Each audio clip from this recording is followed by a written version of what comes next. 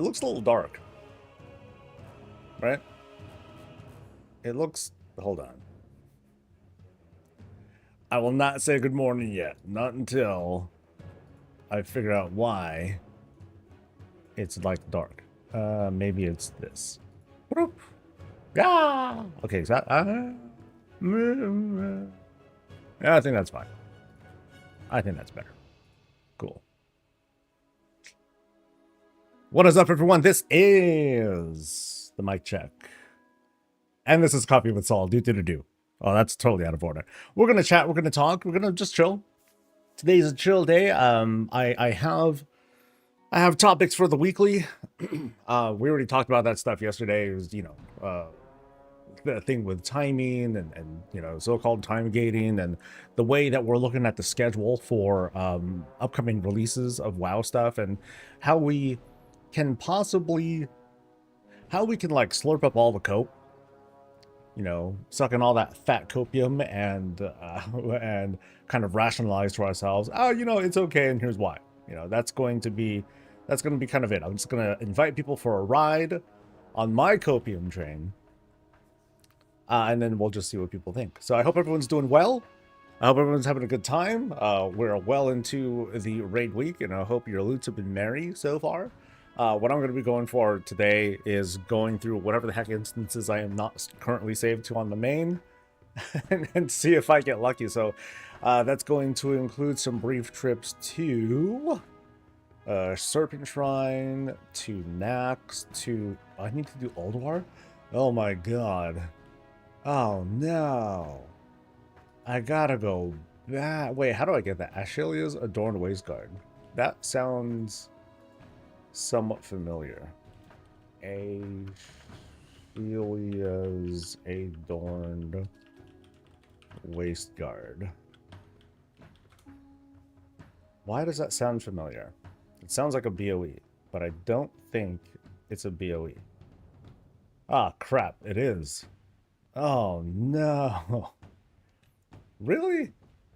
This thing is a BOE from Warlords? No. Why? Why video game? Yeah, it's a straight up world drop. Oh no. Okay, let me see how much this is. Let's see if anyone's selling it here. Is anyone selling it here on my server? Australia's Adorned. Nope. Oh, this is going to be a journey. So anyway, let's give a hearty welcome to the few of you who are joining us early this morning. What's up to Boomer and Arcadius? To Arumas and Puddle Jumper and TMV and Fessies. Hi. Hope you guys are doing well. Tonight's a prog night. Woo woo. Yeah, let's see how we'll see how the team does tonight versus One Armed Bandit. I hope that our tactics are sound and... Okay, our tactics are not sound because we got to try them out. I'm going to march the team to death for the sake of, eventual ultimate victory. So cheers to that. Rip Transmog. I know, that sucks. Okay, so this is going to take a while. Or that one's going to take a while. So we're going to ICC. No, I did go to ICC already, so I'm locked. So I'm not going there. I think I already went to Dragon Soul too, didn't I, this week? No, I didn't. Yeah, I did. Yeah, I did. Okay, so I went to Dragon Soul. We found that this was a time walking vendor thing. I think that one is to Nathria. I finished Mythic, but I need to do normal. So we'll do normal Nathria again, and I think I need to do Denathrius and also Valinor. Oh, I can knock him out too, if he's up, that is. So we gotta check Shadowlands and Bastion, and I don't think he's up. Is it someone else that's up? Yeah, that one's up right now, so never mind that one.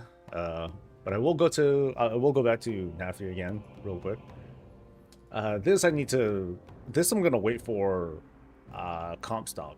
So I think Comp Stomp is going to be the week after the patch. So patch comes out the 22nd. The week after that, Comp Stomp starts, and that's going to be my...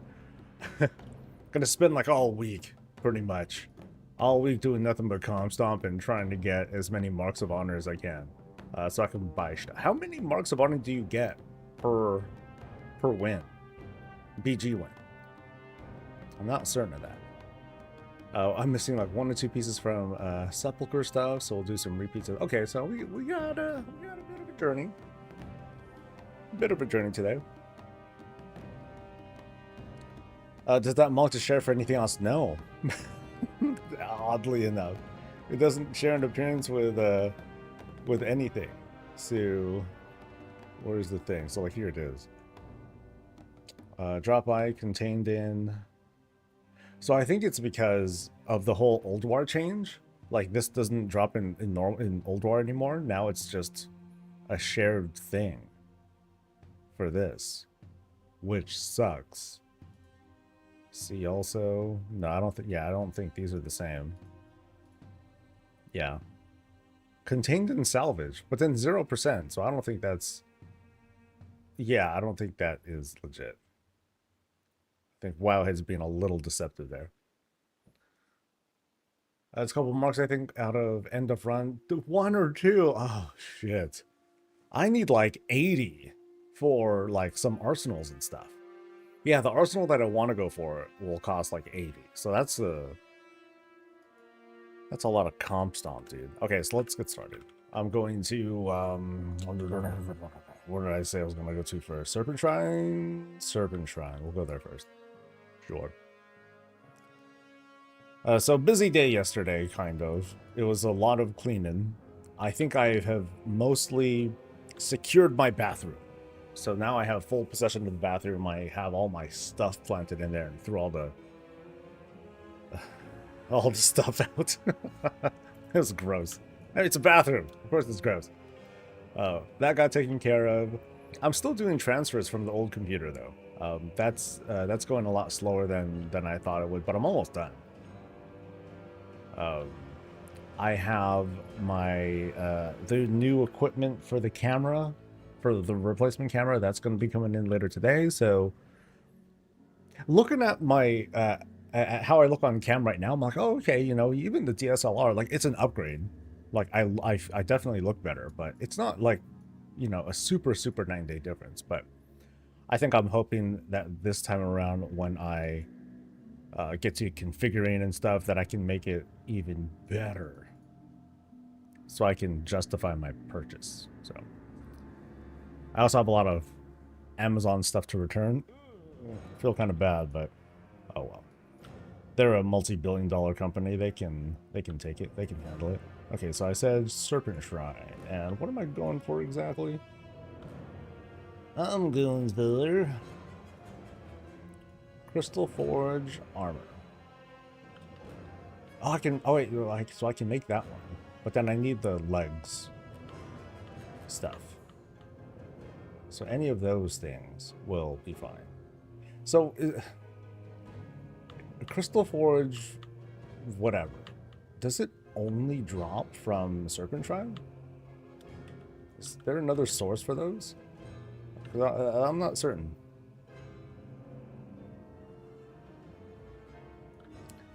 I mean, you've done a lot, so I defer to your expertise, right? You're on Bandit, you got on Last Night on Heroic. I play the role of Chip Person. Chip Slut, as I've been trying to call it. Chip Slut. What class do you play, Boomer? Because I gotta, like, justify me telling hunters, yep, you're the bitch. Go, go, go, go, go. But I also saw the hotfixes that someone else here in chat pointed out, that the lines are easier to see, so that'll be helpful. Swear, I feel like when Blizzard does their raid tuning and nerfs and stuff for that affect Heroic, like, my guild is like, we're like the standard. If we're struggling on something, and I wouldn't even say we're struggling, you know, we're eventually progressing through, like, as we get through it, they nerf the thing that we happen to be on. Almost every time. Like, we get to a boss, like, all right, this one looks pretty tough, dudes. And then a day later, hotfixes, boom. Woo. Really, Chip's got your message reviewed? That's wild. Wow. BM Hunter had sucked, but it was needed. We had 2 ranged last night. Yeah, see, that's our problem too. We have very few ranged who are doing it, and you know it's not reasonable to ask a melee to peel off and do nothing but that. You know, they'd be screwed. You know, so I'm not gonna do that to them. I'll do it to the Beastmaster Hunters because we at least have like 2 going most of the time.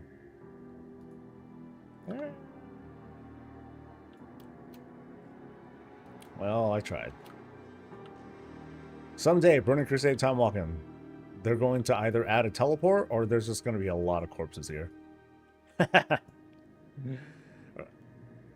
Or what, TVC remix? There you go. Chris, hey, what's up? Around 20 people total. We got him right before he blew up. He did his thing around 35% to push before the 6th set of ads. Yeah, that's a good idea because you know, we want to try and avoid like the really bad combo. I forgot which combo it is, but we're trying to avoid that one. I think it's like fire and coin or something like that. Yeah, so we're trying to avoid that. Hopefully between you know, trying to time our lust right and the 3% additional buff that we got this week, maybe that'll help get us through. But I also need my big hitters to show up too. Only some of them showed up on Tuesday, which is fine. They still do well, while the rest of the team needed gear. Yeah, Coin and Flame is the bad one. That if I recall, it's oh no, Coin and Flame is not the bad one. It was like Bomb and Coin, I think. Yeah, Coin and Flame was just a lot of damage. Coin and Bomb, Flame and Bomb, one of them is the bomb spawn. You can't CC them, and they have more health. So I'm like, hey, dude, that's the nastiest combo. At least the other ones we can like try to lock down, hold them in, grip them if we need to, that sort of thing. But the other one's immune. Nah, we're boned. Okay, so which let's look at how things drop here. So I'm looking for Conquer stuff, right? No, not Conquer. Champion stuff. So I'm looking for not the girdle.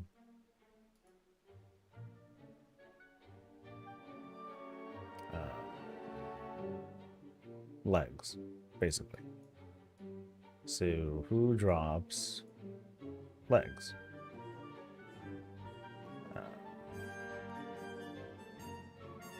Legs. So Fathom Lord Karen Fess is my goal. Okay, who's that? Okay, and who's that? That dude. So I think that's my goal. I think that's the only one that I really need to go for. How does the bomb spawn when you're always in the raid? Huh? How does the bomb spawn? I don't get it.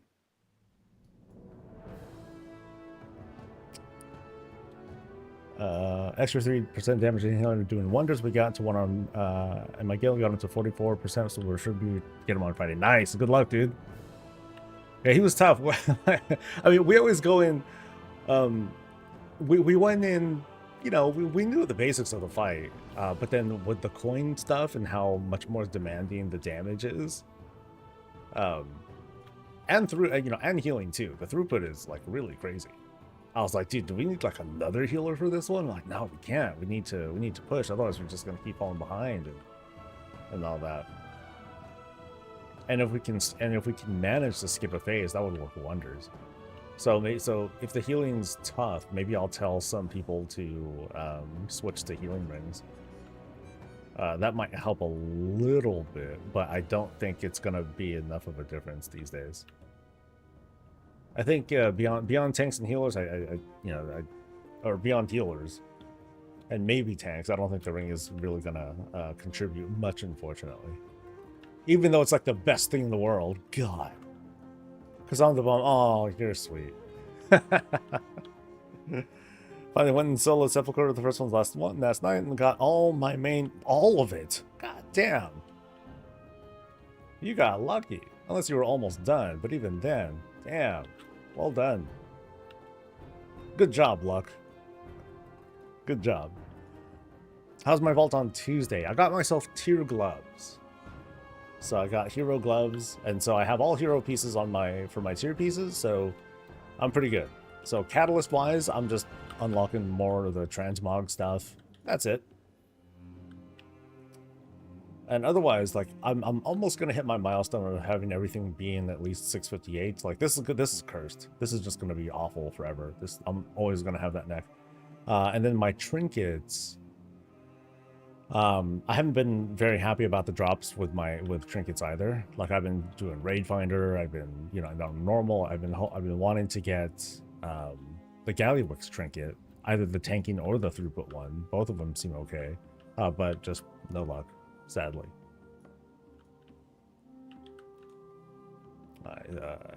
This guy first, then the other guy. I can't check my vaults until the 21st. Why not? Are you out of town? Well, item level is it again for the cheaper Gilded Crest achievements? Well, every time you hit a certain milestone, true. So basically when you're done with a crest on your main, the discount applies to all of your alts. So if you're done, so it's like, for example, 658 means you are done with ruined crests. So if I have everything here at 658, then I'll hit that achievement. One, I'll be able to trade crests up to gilded on my main. I'll be able to do that. But then alts will still have a 5 crest discount all the way up to ruined. You left on the 2nd for a 19-day vacation. Damn. Well, one, why are you here? Go relax, dude. No, enjoy your vacation, man. Enjoy. How's the coffee? Not enough. Never enough. But it's okay. This actually gives me an opportunity to buy some of my local coffee here. There's a spot. It's like one of those nice grocery stores that have stuff that from brands you've never heard of that cost 3 times as much as what you see elsewhere. But the coffee's good. They have some good blends over there, and I enjoy shopping there. So I might finally get off of Trader Joe's coffee, and can feature different grocery store coffee, but it's like different. Wait for the family to get ready. Right on. Plus people across the states who experienced my first tornado warning. Oh, that's exciting. Your daughter was hitting the keyboard. Hello, Chris Chapadata. Where's the last dude? Okay, the last dude is like this way. I'm like, why am I rushing? I ain't got nowhere to be. In fact, I'm already here. Oh, but I totally passed him. Whoops. My bad.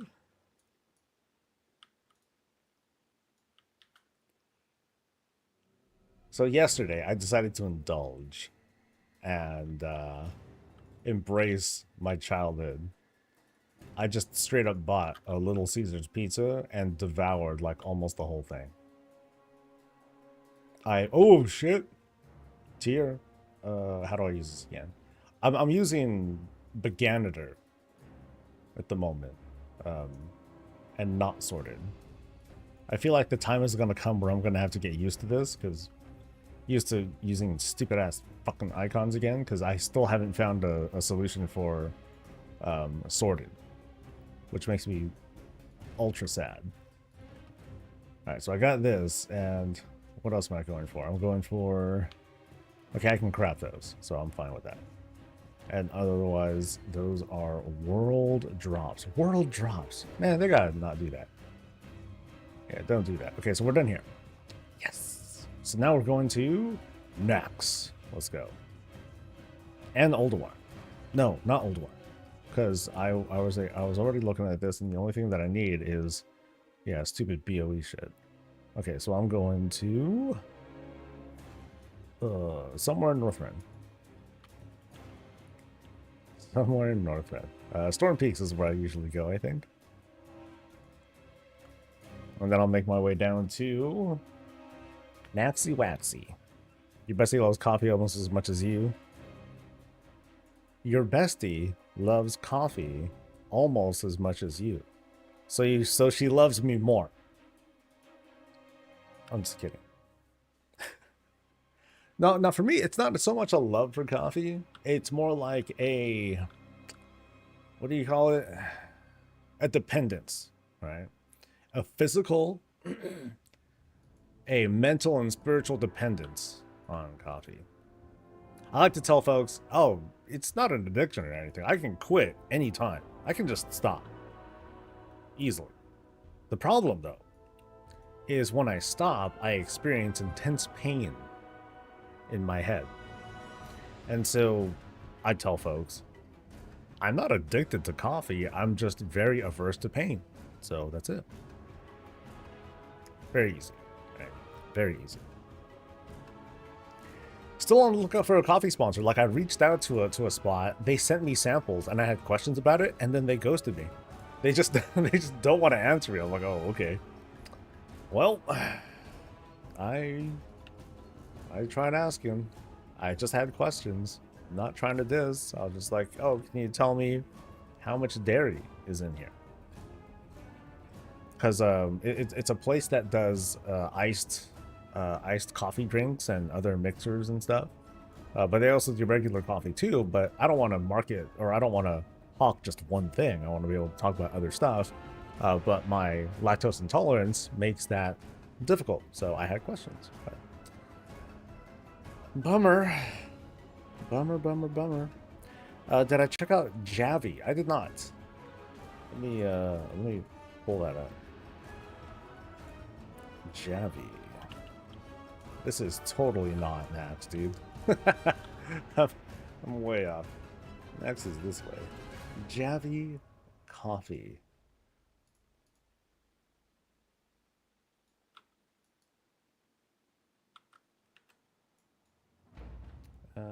There it is. I'm way off. Javi coffee. Oh, they look festive. Sugar cookie, caramel brulee. Well, damn. That seems kind of intense. All right. So, Javi coffee. So they got concentrate.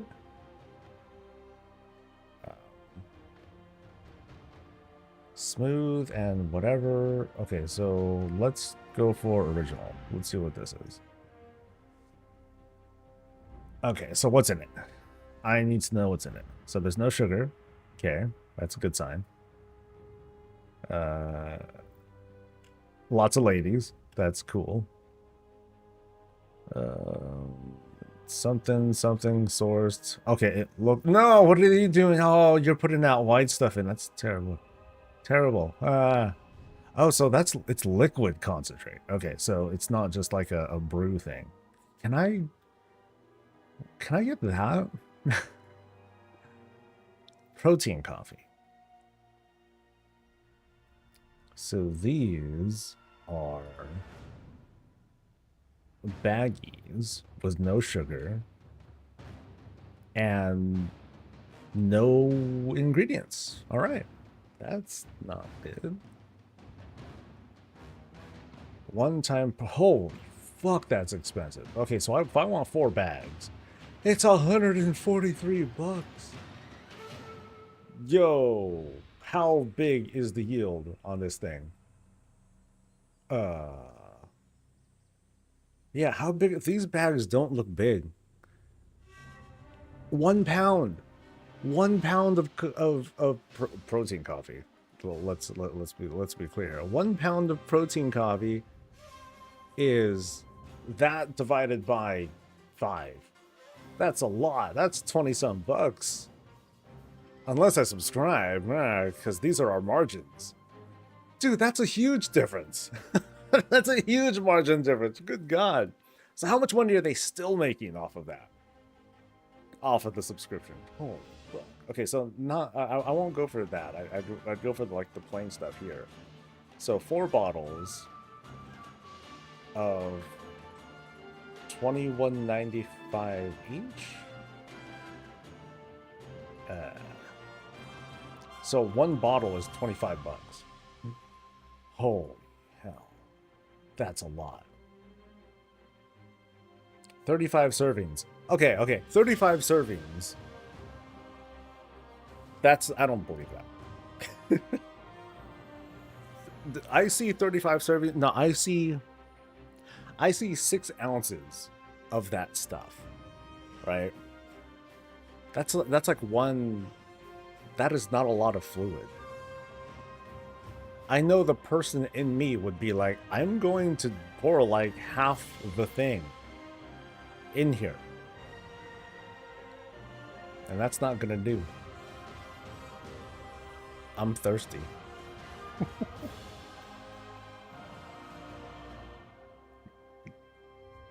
No, I like it's up to 38% off your first order. I mean, that helps, but man, that's still crazy. Okay, so let's pretend. Going for the OG. Which really you shouldn't. Like, you can't just go for like plain stuff, because if you want plain stuff, then you get grocery store coffee. That's kind of me. I'm kind of the target market there. So we're gonna go with this one-time thing. And it's probably gonna make me, yeah, put fucking everything in. Hold on. I just want to see how this looks on the to make me do all sorts of shit. Yeah, never mind. Doing the math, 38% off of that's still a lot.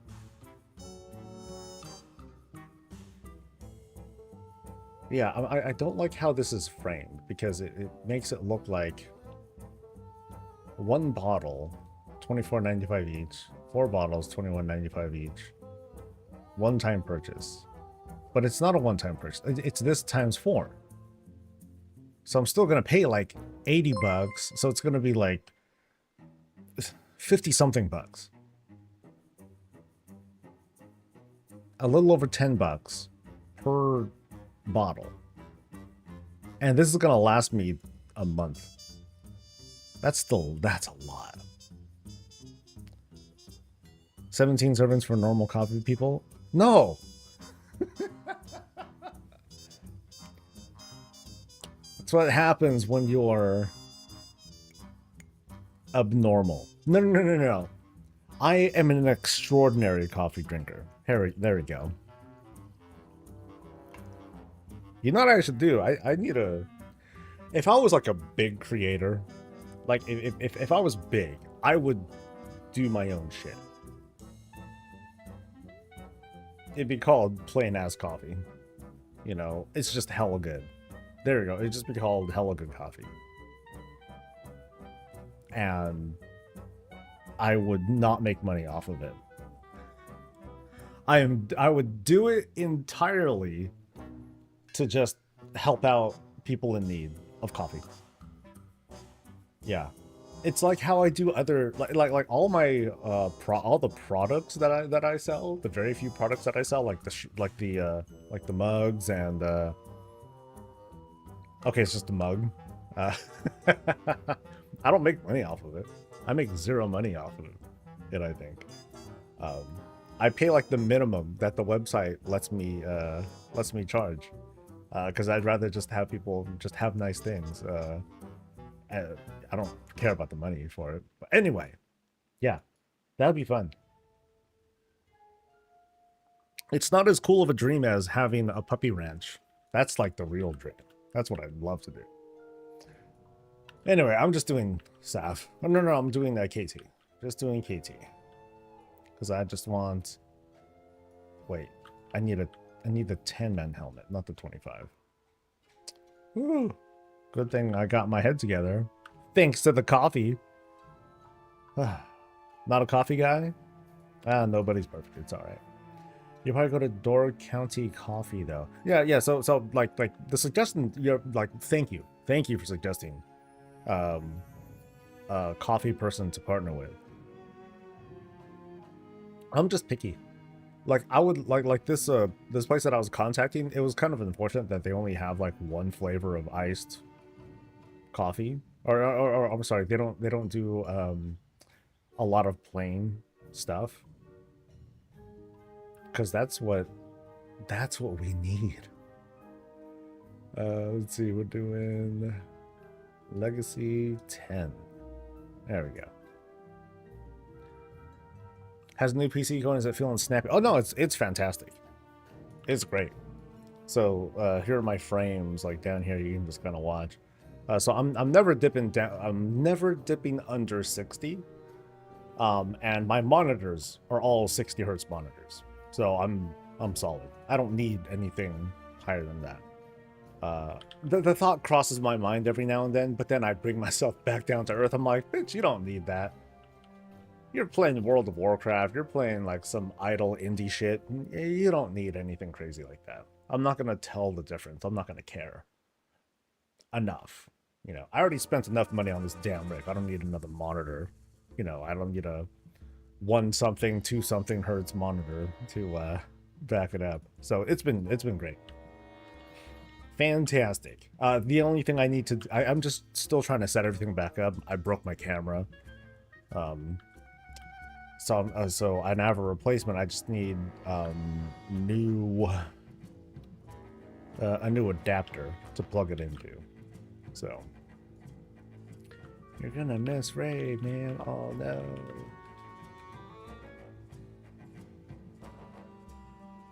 Your hubby's and picky drinks Hills or Folgers. I do not. So now that I can tell. Like the time that I worked at Starbucks, it wasn't very long. This is a long time ago too. This is when Starbucks still used manual machines, you know, actual espresso machines and stuff. And so you would see someone like me behind the bar, and I take like the little espresso thing. I'd be like, bam! It's like I'm just attacking something, bam, bam, bam, you know. And I would just abuse the hell out of the machine. Those were fun. But anyway, I drank a whole ton of different kinds of coffee, and I was able to develop, I was able to try everything out, and that was always fun. But eventually, I settled on, I just want shots. I just want espresso shots because this shit's expensive. It adds up. But I could tell the difference between like instant coffee and anything that's brewed, whether it's Starbucks or some other joint. So it's easy to tell when it's burnt, or it's cheap, or it's instant, or whatnot. I like telling Dee like whenever she's like, maybe when we're at a restaurant and we want to have something with dessert, she'll like, oh, can I get a decaf with the dessert? And I'll give her a look. I'll give her one of them side eyes. I'll be like, girl, you're gonna get that in front of me? She's like, yes, I know you don't like decaf. I'm like, no, it's not that I don't like decaf.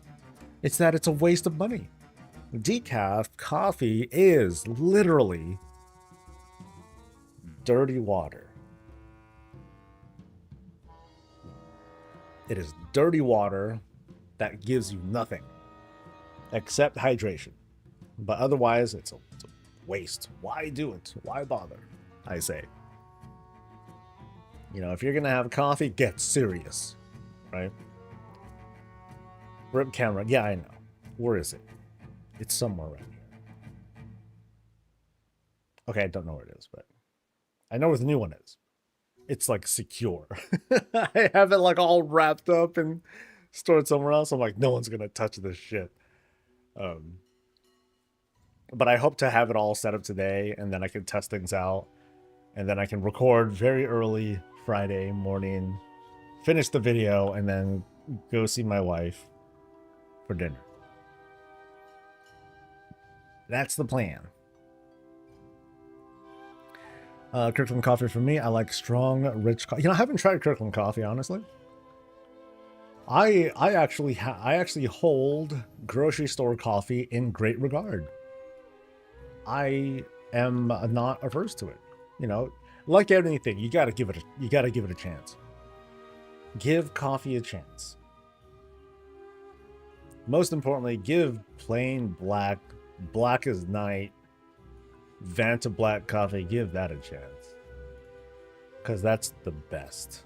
That's how it was meant to be drunk.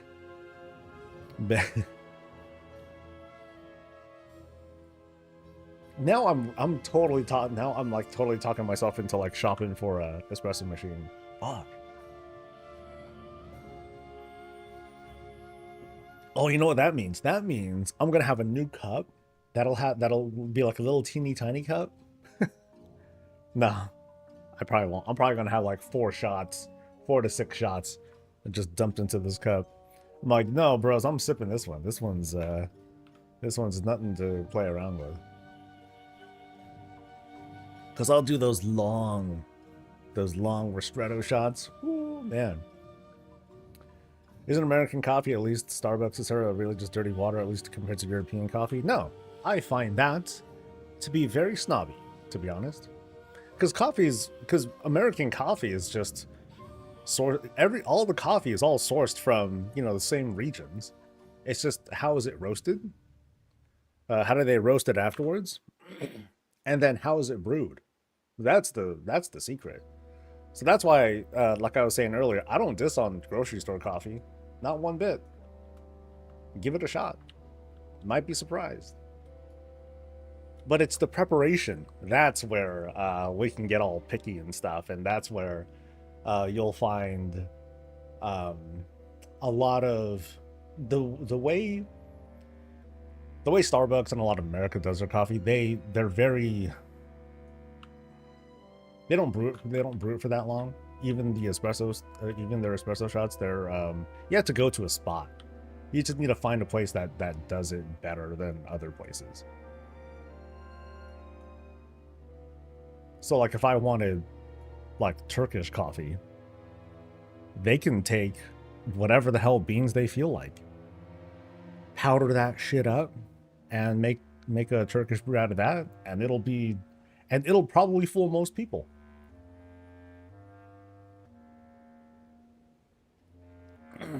Coffee I had in the US last time was really weak and watery. Just ask for, you know, it's a regional thing. So it'll be made a certain way. So the best thing to ask for, and that's where most places and even Starbucks too, if the barista's like knowledgeable, just ask for it the way you want it. You know, if you ask for if you just ask for their drip coffee, they're gonna give you what's on hand. So you might be in trouble there. And did I get anything? Nope. Yeah, you'll just get whatever's on hand. But if you like want something from their bar, and you could be like, no, I want my shots set up like this, exactly like this. Cool. If you just ask for what's on the menu, that's a tourist asking, hey, let's try this American coffee. Oh my god, this is all milk and sweetness. What the fuck? and I don't blame anyone for that. But just ask for, you know, if you want your coffee the way you want it, ask for it the way you want it. If you don't, then you'll just get it the way the region designed it to be. Because I've gone to other places and I'll be like, all right, let's try this. And I'm like, wow, this is bad. You know. But of course, if I were to say out loud, oh my god, I'd rather have Starbucks, then I'd get all sorts of dirty looks. Problem with Starbucks these days is that they use machines. That's their problem. And so the skill of the barista has diminished greatly.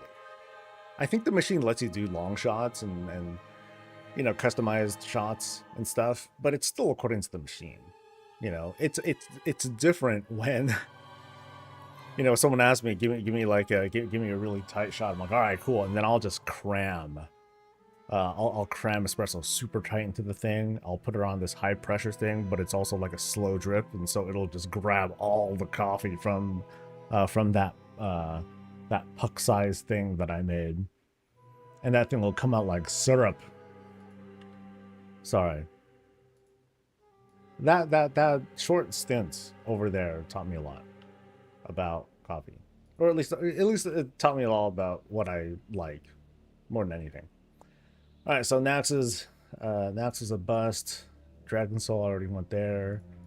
Nighthold I think I already did on Mythic, I think? I can go back. But I went... Oh, no, I did looking for Raid. Ew. Okay, what's the Mythic? Okay, Mythic one looks cool. But what am I missing? It says I'm not missing anything. 8 out of 9. 1, 2, 3, 4, 5, 6, 7. I don't know what the 9th piece is. That's... That... What? Wait. So... 1, 2, 3, 4, 5, 6, 7, 8. Okay, so that's 9. Alright. So, what am I missing?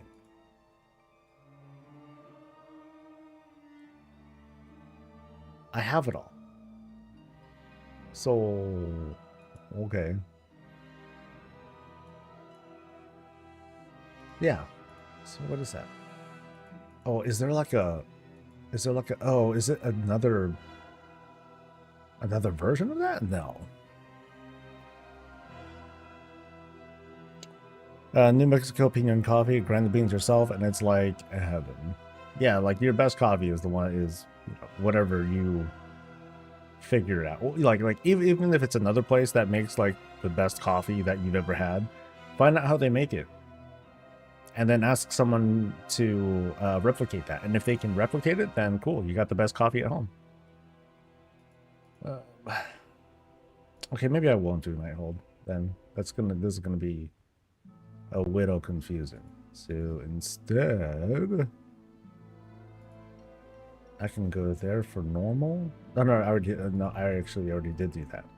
So I'll go to Nathria after this. So off to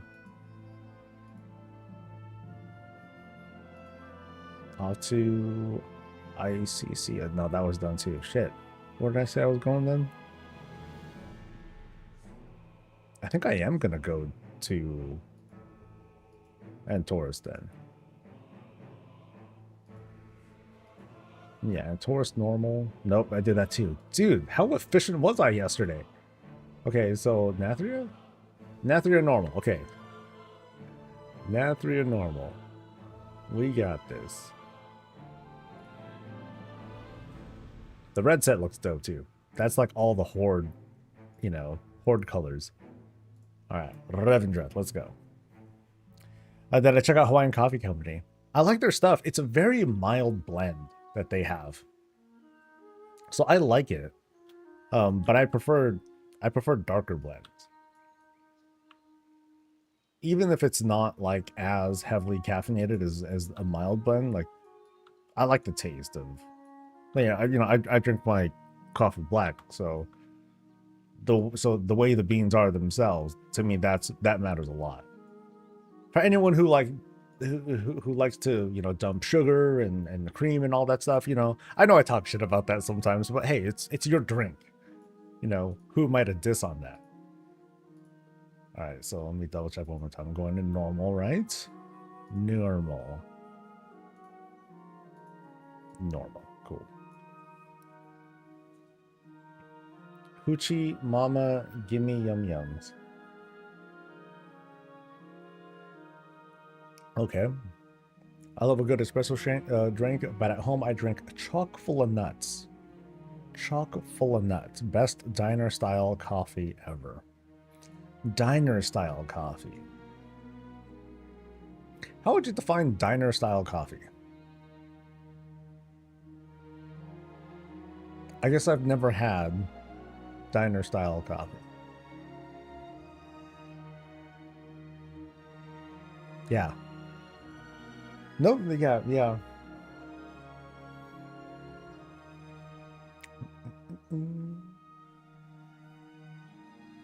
Yeah, Kirkland coffee. Might not be so bad. Just basic black coffee, I guess. Okay. No, that's cool. I mean, most of the time, you know, that sort of coffee, it just kind of sits on a brewer for hours sometimes. You know, my style has been for years and years now, just good old French press coffee. And that just kind of sits in the grinds. And then I just drink it throughout the day. I think someday they'll make it so collecting the mythical gives you heroic normal. I see that all the time. Someday Blizzard will give in, but in the meantime, I don't mind so much. Yeah, oh shit, my bad. For me, it feels like, you know, a little something to keep doing. If they were to do that, it would feel like it would feel like a diss on people who just are less capable of high-end content early on. Like, oh, you want these higher end mythic pieces or whatever? Okay, cool. Your ass gonna have to wait until you're good enough to do it. At the moment, people who can get hero gear, yeah, people who are capable of getting hero gear, they're capable of getting mythic appearances and all that, from the raid at least. But not everyone can. And I think that's kind of fucked up to, you know, not make it to, because before, people did have to wait. They had to wait until they can solo the content, until they, you know, before they can get those higher level appearances. Meanwhile, people who are good at the game, they're able to at least get those higher, they were able to get those higher level pieces and be able to get the lower level transmog pieces because it was easier. But yeah, it just feels like it would be punishing. It would kind of feel like punishing players who just aren't as good at the game. You know, transmog is done, you know, is kind of equal in the sense that everyone's got to do the same level of work. It's just the question of if you're capable of doing it. And then when are you capable of doing it? Making the transmog available for, like, from Mythic and all that, it just sends that message that if you're good at the game, you'll collect that much faster and everyone else will have to wait a few years. I don't know. It's a kind of confusing. That's debatable. Like, yeah. Okay, so normal, I can at least do the skip. And that's all I need. So...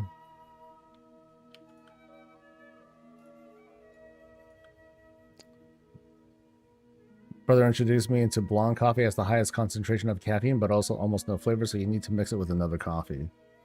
I tried the blonde stuff that Starbucks does. Not fond of it because it's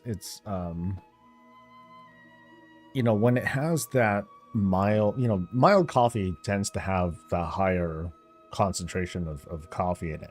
Blonde roasts are, for me, for my palate, they're very sour. And I'm not fond of that. I can't have it straight. If I can't have it straight, I can't. Nah. I'm just being a time saver for getting old transmog from old raids. Yeah, like, so...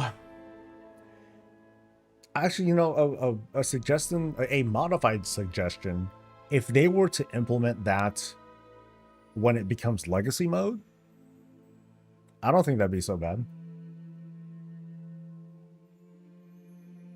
Right?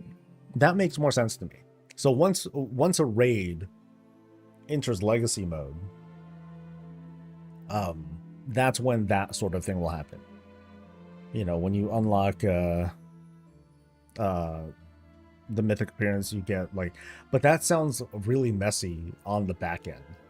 I don't know how they would do it. And I'm trying to think to myself, what's, you know, not that I don't want Blizzard to do work, but would it be a easy implementation to do that system going forward? Can they easily, like, just hit a button and do it? It'd be nice, but I don't know.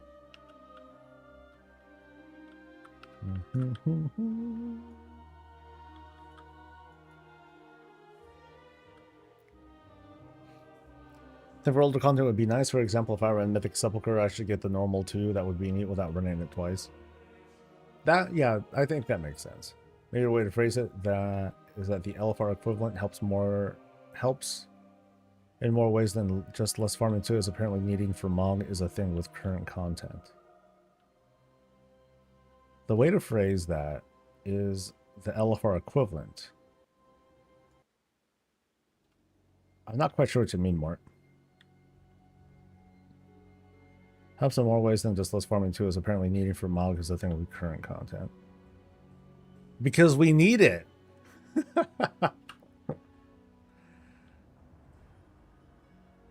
You know, need is subjective.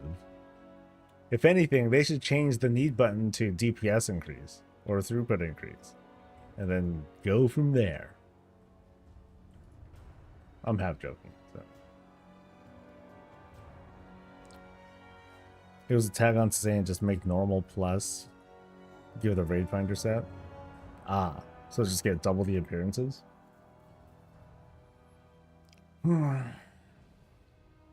Kind of the same message that I was talking about earlier, but less severe.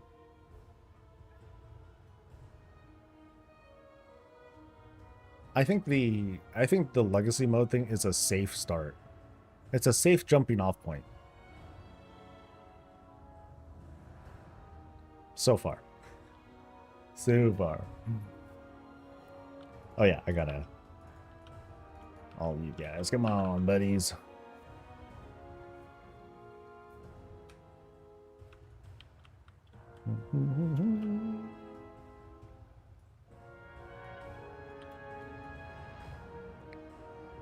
People don't realize that Mythic Raiders running Raid Finder for Transmog is a good thing. It means they're helping carry the worst players like me. I hear that counter argument a lot. I'm mixed on that though. It's like saying, you should be grateful that I grace you with my presence. Enjoy your gear while I get my Mog. You know, I kind of had that mindset too. Like, if I'm there for a reason. As soon as I get the thing that I want, then I'm not going to come back. Right? But I need it. But I need it, you gotta understand.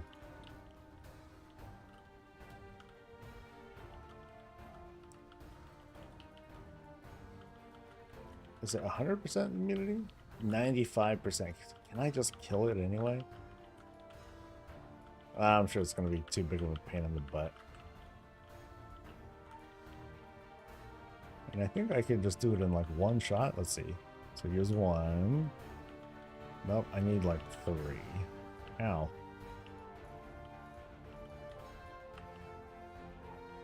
Two.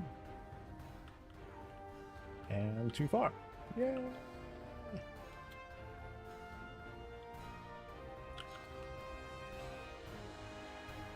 At the same time, high-level players taking gear for Mog over people who would use it is kind of busted. No, I'm with you there too, because it's like, people go there. You know, just like any other raid difficulty, you get one shot at loot. Right? You get one shot of loot per week from there. And then to get denied like that, it's shitty, right?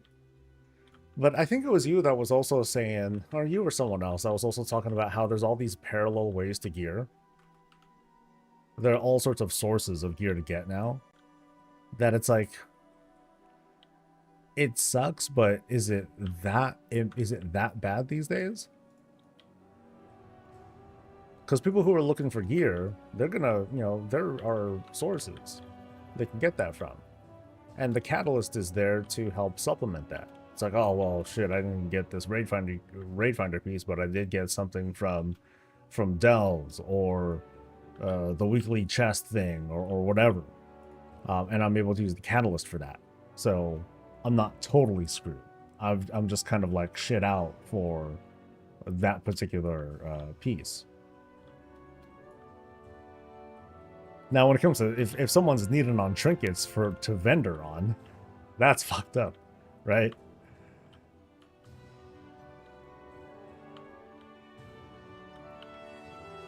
Ah, save me. Okay.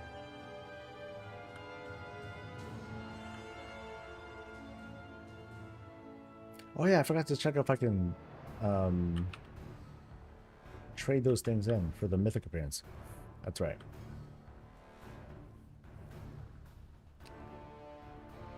I don't think grateful is the word. I just think it's kind of a give and take. They're here for the mug and we get their services for free in a way. Definitely two-sided. Yeah, yeah. I mean, that's how some people would react, though, when they're really trying to argue their points. Middle ground is to add appearance only personal loot.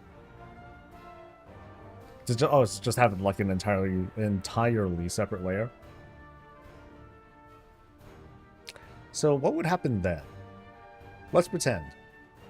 Let's workshop that. Let's pretend that everyone in the raid has a chance to get loot. Has a chance to get transmog. Like it's an entirely separate thing. Personal, you can get it. You can maybe not get it. It's not guaranteed. You know, total RNG chance.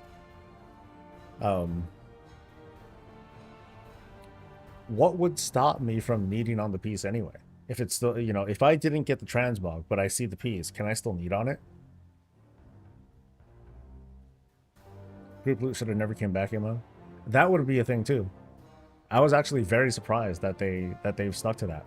I think that's a solution. Just to make everything personal loot again. So,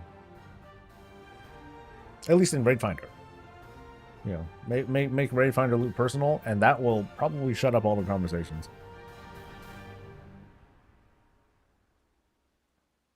Well, no, people would still want to. They would still want to get the earlier appearances if they got mythic or whatever. You know, that argument would still be around. But at least if it was personal loot, it would stop players from attacking each other. You know, the ire would be directed back towards Blizzard, and I think that would be a good start too. Yeah, so do this, Blizzard. Hi guys. This is my hubris talking. So if they were to just do personal loot for Raid Finder, and then when a raid enters legacy mode, go ahead and implement that whole scheme of, hey, you do mythic, you get the earlier appearances too. Or if you do, you know, heroic, then you get the earlier appearances. And then if you do normal, you get the earlier appearances. And then if you got to run Raid Finder, then okay, fine, you run Raid Finder too. So that'll give you, so that, you know, it helps the mod collecting be faster, for sure. And I know that the counter argument will be like, well, Blizzard wants to extend your game time by making you farm for this shit over and over on, you know, infinity numbers of characters. And we can already do that. But the thing is, like, with every patch, major patch, hell, okay, normal patches too. With every patch, with every season, there's more and more gear being added. There's more and more transmog being added to the pile. You know, and we have... I'm not trying to argue that we must collect everything 100% and stay caught up. But boy, it feels overwhelming. Boy, can it feel overwhelming. And why are you attacking me still? Girl, you gotta step off. Alright. A lot of raiders run Raid Finder first day of the week to get easy buffs by the reward for the real raid, so they do at least that's my... Oh, no, I do that too. You know, I don't do the whole raid anymore. But I'm definitely going for Galliwix trinkets, you know, and maybe rep for the Renown track. And if you could, even if you could need on it, over time it would trend down. No, that's a good point. It would trend down because people would get it and then they would leave. It would just be faster, you know. If you take it further to make it drop appearances for other classes and equip types after you have all the appearances from what is available to your class. Oh, that you keep. Oh, so it would be like an incentive to keep doing Raid Finder because you might get other class-wide, appearances from other armor types. That'd be interesting. I mean, there's already kind of a layer of that with. Okay, let's see if I get anything. Nope. Okay, so I need to go to. I'm in combat. God damn it. No more combat. Okay, this'll fix it. Yes. Okay, so back to Oribos, and I gotta change my covenant thing. Yes. Remember in Dragonflight, the 1 dinar vendor was transmog only. What about something like that? I mean, it'd be cool for raid finder appearances, but the I wouldn't be so keen on getting the mythic appearances when they're that current. And even then, the appearances that we were able to get from Dragonflight with the bullion is actually no, I think it was all the appearances, but only weapons. Yeah, it was only weapons that you had access to with the bullion trade-in.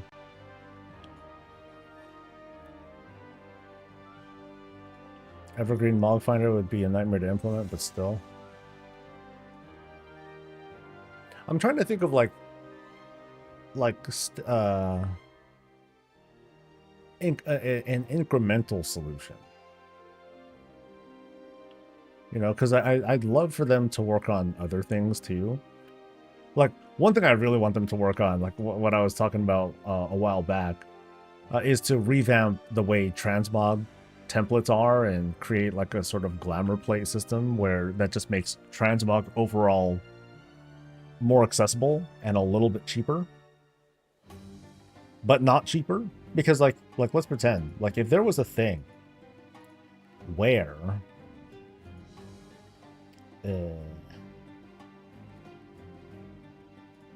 like if there was a thing where I can take all these different sets that I have and then create new sets, I don't care if it costs like 1,000 gold per to like customize them, but if I could just do like this one-time thing, and then every time I want to manipulate the set, then it costs like a couple hundred gold to like 100 gold to change a piece. Like I want the template to change from this to like something else.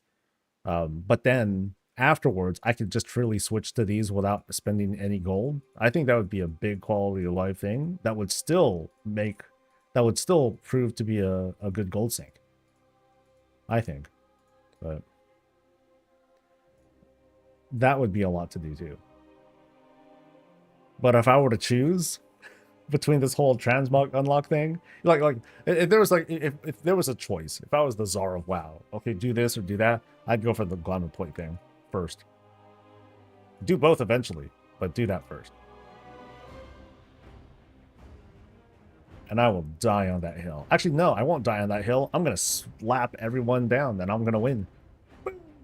So, all right, out to Night Fae Land to hopefully get that shield. Is Dragonflight soloable? Not quite yet. Not quite yet. It's not legacy mode. So even if it was soloable, I wouldn't recommend doing it.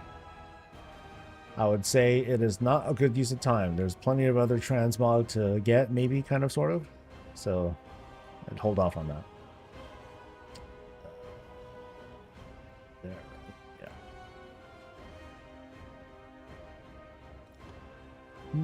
They can do it for older seasons, like you do the PvP vendor. You use currency to get transmogs from prior seasons, so not currency, but not super old either, or random. But when would you start getting the currency? Right away? When it hits legacy mode, or what?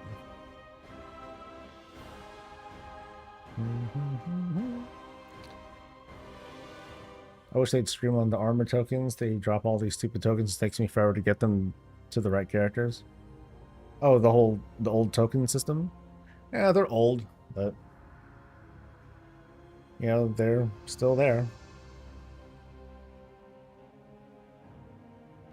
That I would say is one of those things. I'm like, you know, just it's an old system. Just it still works. Well, you know, going through the motions of making it more streamlined and stuff. That's one of the things I'm like, I don't think it's worth that effort.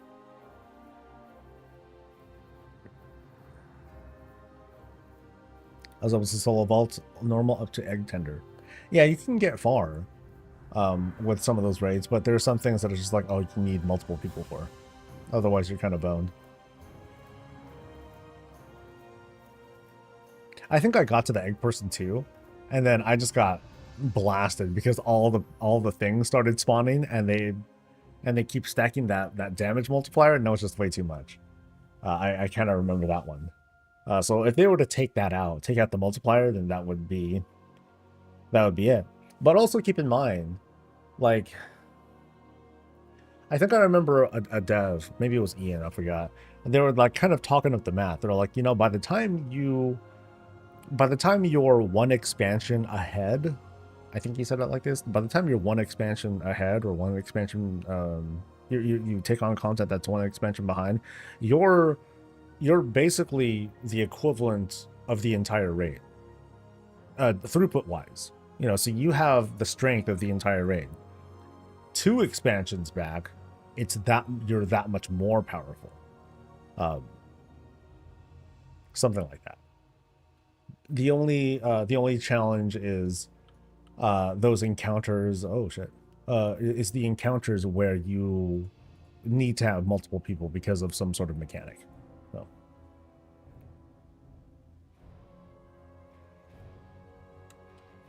Even if you got brood, you can't do Raz. You get ejected by the platform. You can't clear. Yeah. I mean, yeah. Like, does she just do a big DPS thing or insta kill thing? Yeah. So definitely by the time you hit legacy mode, you're fine.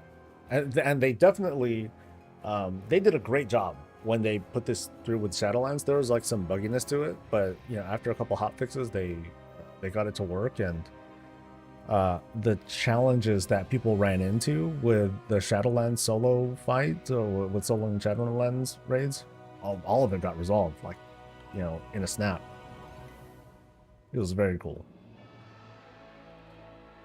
Okay, so where's the vendor? I think there's one here, but I think that's like the quartermaster. Yeah, that's the renowned person. Innkeeper, item upgrades. I think it's around here, maybe. Keeper of renown, wild hunts, soul binds. Maybe they're downstairs, like down here.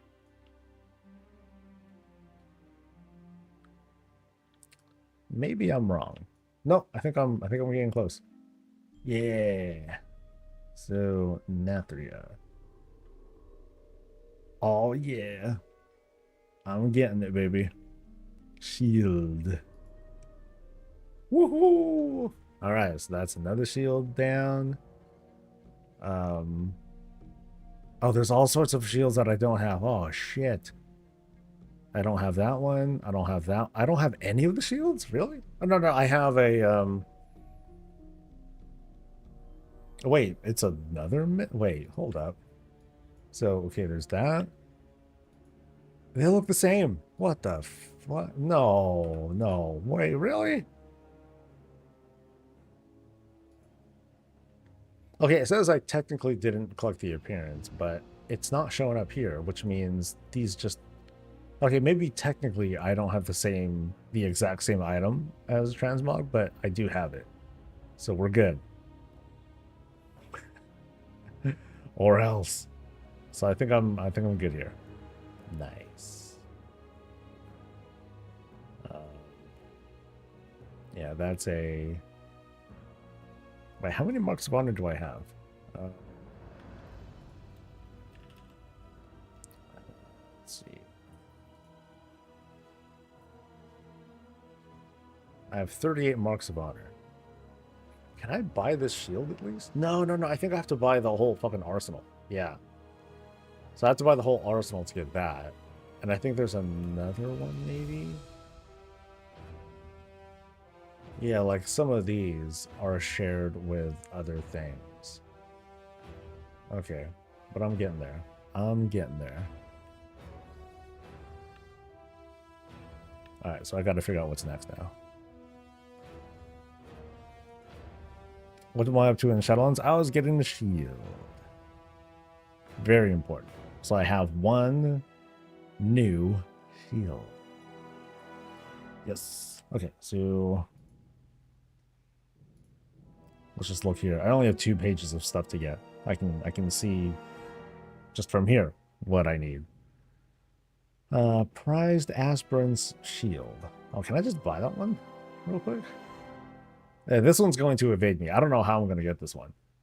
Because this came from the Chromie event, and I was never able to get it, which is very tragic. Okay, so let me go back and look at those vendors again, so I get a good sense of what I'm still missing. If I can find the vendor thing, or portal thing here, I think. There's a, okay, yeah, there we go. There we go. Triggered. Shadowlands was good in the sense that it woke up my my thing for transmog. Yeah, it did a lot for that.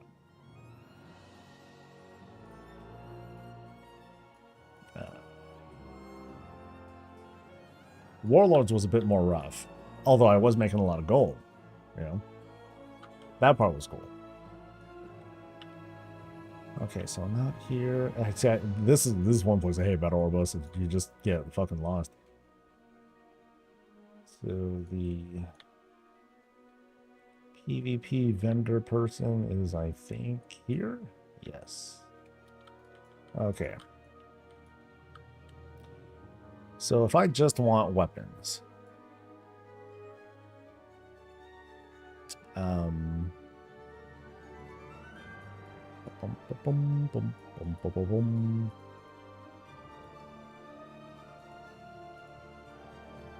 so here we go. So I need 80, and you can't buy stuff a la carte, sadly. So I'm mostly looking for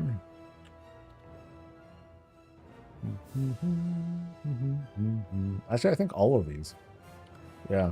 So it's gonna be a lot of farming for me.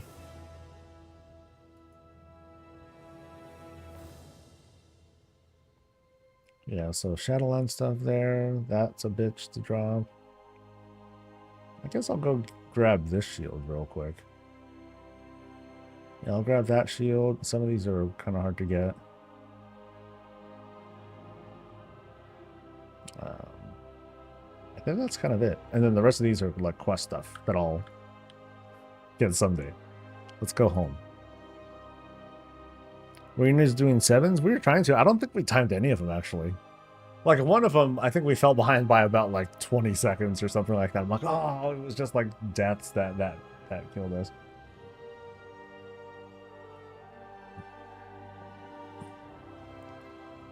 Argent tournament sucks so bad. Which part? All of it? Or...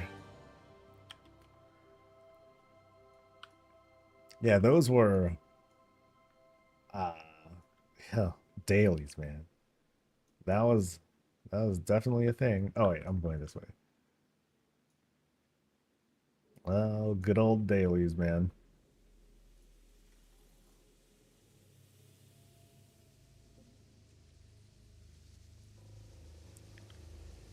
Yeah, people are like, oh man, Wrath, blah, blah, blah, great expansions. I'm like, I remember how locked in you had to be to stay caught up. That part I wasn't very fond of, in hindsight at least. Like, the me of today, nah, I want to be able to do that. Nope, nope, nope, nope, nope. I'm looking for aspirants, shit. So, that's an X. This one, baby. Yeah. Shield. Okay. Now where we at?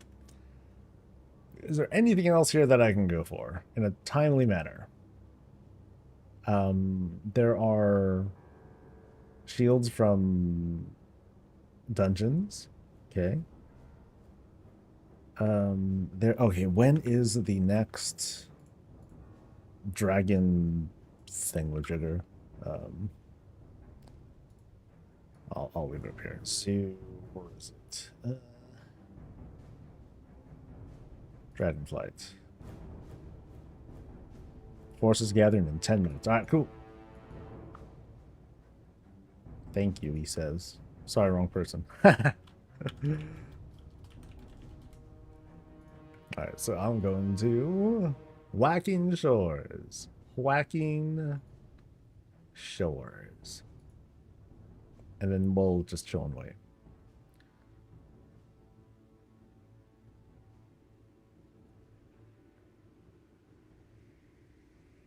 I passed you? Haha. That's how I felt playing RuneScape in high school. Just clicking on the same 5 trees was engaging content to me. We were simple back then, weren't we? I mean, sometimes I get that feel of, I'm just gonna spend a little bit of time just picking herbs and shit.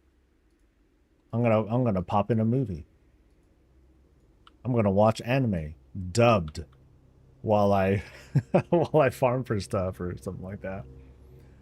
For the most part, I'm just kind of idling in town, taking work orders. It's kind of crazy too. Like right after I did keys, I was like, all right, guys, I'm going to head out. I'm going to start winding down.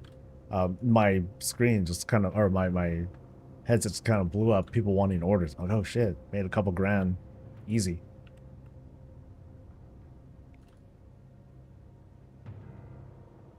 Did I know Slip was already 2K? I did. I saw the achievement from before. I don't know if I said anything. But I was surprised because I'm like, where's he at? I'm like, no, his damage was alright. Fell was carrying though. Mac was doing his best. So.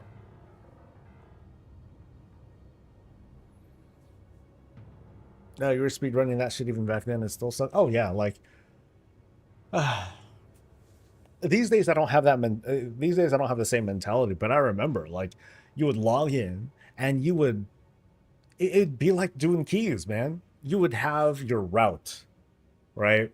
You'd have your route. You'd have a certain routine, and if someone in the open world threw you off, oh, it was irritating. That was me at least, right?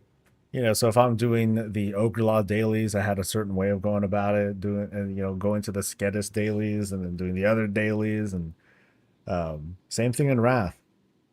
Doing all the Argent tournament stuff, going to Hodir and like maxing out that rep and doing, so I maxed out the reps pretty quick, and and even back then I only worked on the one character. So like for me, a lot of the game today feels way better. Like the me of today would hate WoW. That's why I don't play Classic. Like I would feel like, ugh, gotta log in every fucking day so I can do the thing and blah blah blah, so I can get caught up, so I can keep my raid spot and so on and so forth. I don't have to do that now. Now it's I can kind of sort of raid log. But I guess the routine is different, Now the routine is, do these delves, do this, do that, so things changed and they haven't changed, but I remember, like, I guess the big difference is how locked in do you need to be every day versus throughout the week, and then I can kind of space out how it is I want to use my time. I don't need to do this today, or I can, I'm gonna do this at the start of the week so I can free myself up and do other stuff. Picking herbs now is more engaging than farm content was then. It's wild. It's cool too. I mean, you can still turn on Steady Flight. and you can kind of like brain off a lot of the stuff because now everyone's a druid. Everyone can kind of be a druid, but then there's also a bit more thought into the actual herbalism skill, and that feels kind of cool. And then there's if you want to overcharge or whatever the herbs and ore nodes, that's cool too. Yeah, I don't really remember it, but you know, you go to once I had that Argent tournament tabard, I'm like, oh man, OP, I can be anywhere, and then just go back to my real home, Argent tournament, and then do all the dailies, you know, jab, joust, joust. Go to where like those little flying ziggurats are things, and then go south. That's where you would fight some mobs. Go back up to like this kind of slope where you fought like a big creature. I think it was a dragon or something like that. And every day, yo ho ho ho. I remember Cataclysm. I mostly remember doing dailies over in Twilight Islands. I don't have great memories of doing quests in any other zone, really. I know I did them. Like, I kind of remember Oldham dailies, but it's mostly Twilight Highlands. That's where I spent most of my time. Especially for, like, you know, if I did run alts, I would go there first because the dailies there felt easier to do. But we had that whole routine, you know, okay, here's the new, you know, and it exists now, I'm sure. I just don't participate in it anymore, where you know, want to crank up the new alt, you do like this usual leveling routine, and that's it.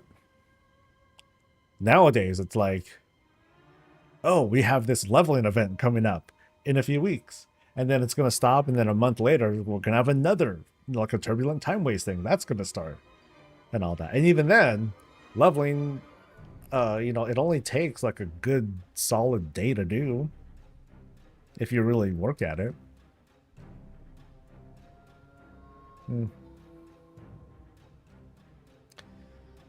I remember being sleep deprived at the start of Wrath, loving a Death Knight, and going right into content. I was so tired. I mean, I'm that way too now. Like, I'll definitely, like, at the start of the expansion, I'm here.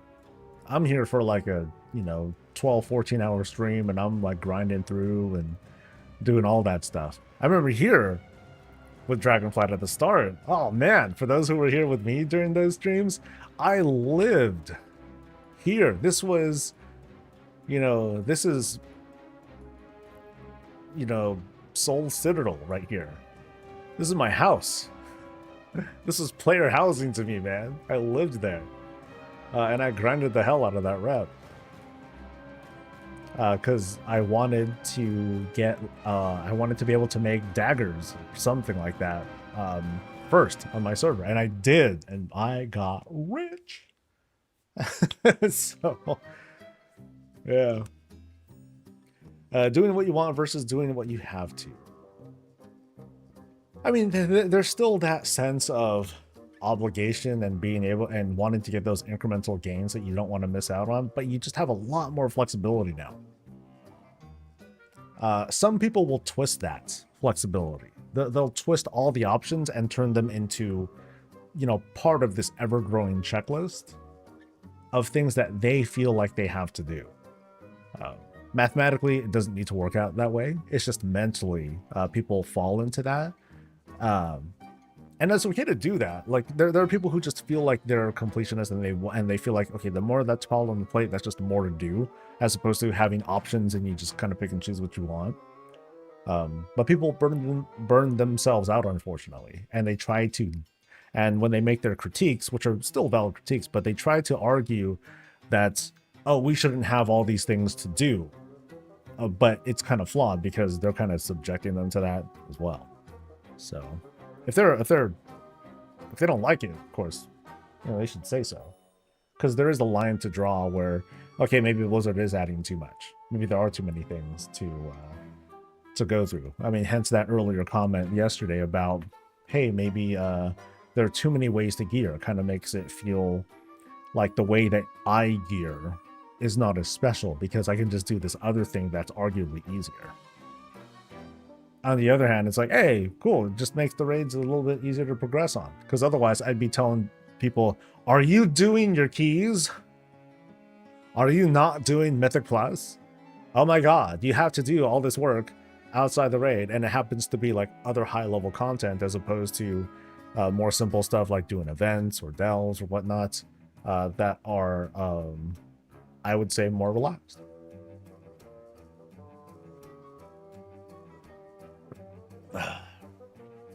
Yeah, today's WoW was hella chill. Was Cataclysm when you can use the tabards to grind rep? Yes, I believe so. Wrath was the last time I really grinded reps. I think I've always did a certain level of rep grinding. I didn't go the extra mile like what some people will do. Like they'll time their turn-ins with the Darkmoon Bear and stuff like that, and I'll offer them as tips and reminders for people on all the time. But in practice, I don't do that. I'm like, I don't want to go all the way back or get hats and all that stuff. It's whatever. I'm in no rush. I mean, I didn't do any rushing, and I'm oh, wrong thing. I maxed out, you know. I'm fine. I got here this week. Who got here? Who got to a renown 20 earlier? Like, did you get it last week before, 3 weeks before, or more? And if you did, great. Some people are still super behind too, but then are they really behind? Because it's not like you're locked behind story. You know, Blizzard learned that lesson from Dragonflight. They're like, oh, you know what? Maybe we won't do that again, and they haven't. So cool. I remember bringing up Sunwell. I played on a slow server. Even back then, we were underdogs, so I felt personally responsible to get Sunwell up. That was funny. I do remember my realm was pretty slow at it. Weren't the slowest, but I'd say average, yeah. But I didn't really feel that sense of competition either, because it's like, oh, there are other servers. I don't talk to them. I don't, you know, that sense of server pride I didn't really connect with very much. All right, see you, Need. Oh, man, it's game time. Woo. Let's go.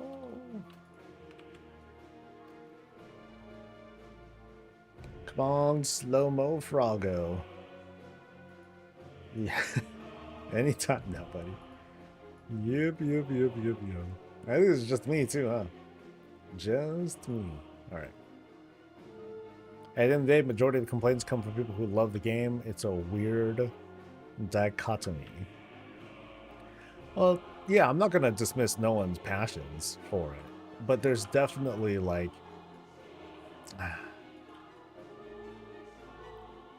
how should I say this? A lot of people, they're going to give personal takes, and they should, because what other honest take is there, really? But what we find is that there are lots of conflicting takes from people who love the game just as much as everyone else. It's kind of the problem when you have such a big game like WoW. And they're trying to, and by big, I mean they're trying to cater to like all sorts of audiences at the same time. With this, and oftentimes with the same kinds of activities. So it's like, how do we make raids feel cool for everybody? And the answer that they've come to by the time we got to War Within is you can't, because some people just don't want to do stuff in groups. And they finally got around to making something for that. You know, with Dragonflight, they did follower dungeons. That was like a nice thing. But it was also like low bar stuff. What about people who want to do solo content at a higher level because they're capable of it? So now we have like these other debates now. You know, it's opened up new and exciting conversations, like how I am apparently responsible for nerfing Tank Brent, right? Some people are still holding a grudge against that, which is really special. I appreciate being able to live in someone's head rent-free. It's kind of cool. But, you know, because we have this sense of solo content, now we have the Delve audience trying to make its voice, trying to develop its voice. And you know, there isn't going to be like a single dominant voice, as much as some people would still want to blame me for like certain changes and what have you. But we're gonna have people who are like, I can do delves at a high level. I want more. Versus, I cannot do delves at a high level. Don't give me anything else because it's not going to appeal to me anyway.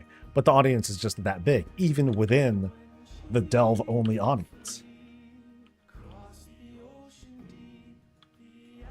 And that's cool. You know, the one thing that that all 100% encourage is for people to keep talking. So that way this emergent delve audience can continue developing its voice.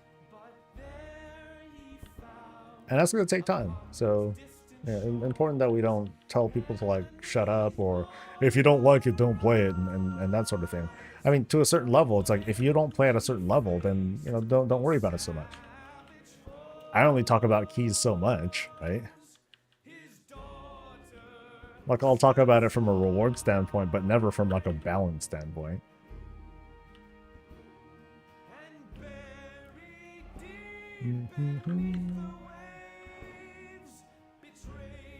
He's penacing allies like you do in delves. Haha. I don't know if that's the right thing to do. Probably not. But isn't Oracle aren't Oracle disc like they're heavy on the shields, right? Oh yeah, they're heavy on bubbles, aren't they? But I know that's a different subject.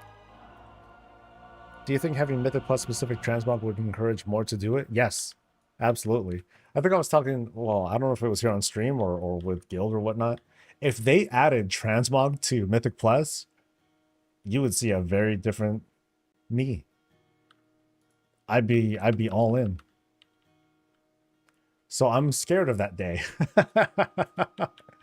if they add like really cool transmog to dungeons.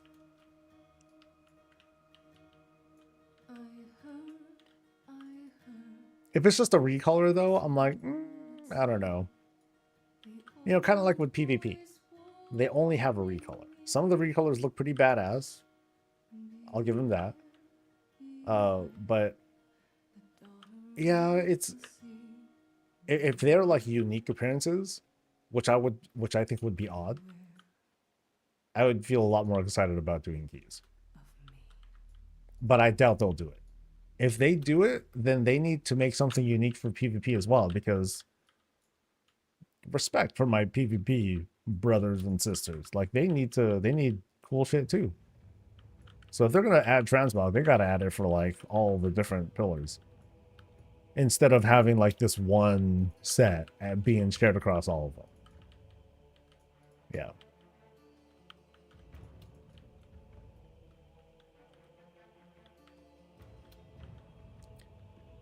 You're also total no life when expansions drop, my man. Or, yeah, you know what I mean. You hit 20 this week. My dad hit it last week. Nice. Your dad plays. That's cool. If you actually add good sets to Mythic Plus, I would actually have to relearn the patience required to run that shit. I would still do the same thing that I always do. 4 dungeons, Wednesday night, 2 in some hours. That's it. I'm not going to put myself through too much.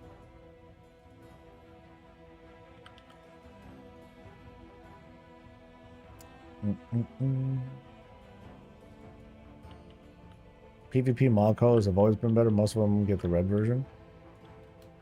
How are they this time? I mean, overall, I'm not fond of Paladin tier anyway, but let's see. War Within. So, Elite. Do I really want the purple thing? I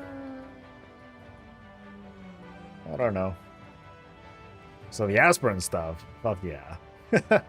You know, this I eventually want to pick up. But then that's the world set. It would be this one. So yeah. But even then, like out of these, which ones? I do like the Raid Finder one. I like the contrast of this one better than the normal version. But the Mythic one is what I would want. Yeah. It kind of matches the upcoming. Oh, well, okay. I haven't really looked. I want to see how well it matches up with the Arathi set that's coming in the upcoming patch. Because if it does kind of match with the palette, that'll be sick. I would totally mix and match. But yeah, back to that question about the unique appearances. If they do it with keys, they got to do it with PvP too. And that's me saying they should make more unique sets. I'm all for that. Like that's what they did. That's what they did back in the day. And I know that it's kind of like a, you know, it's just like anything. It's a hit or miss. That's how it always goes with cosmetics. But I'd rather see new models.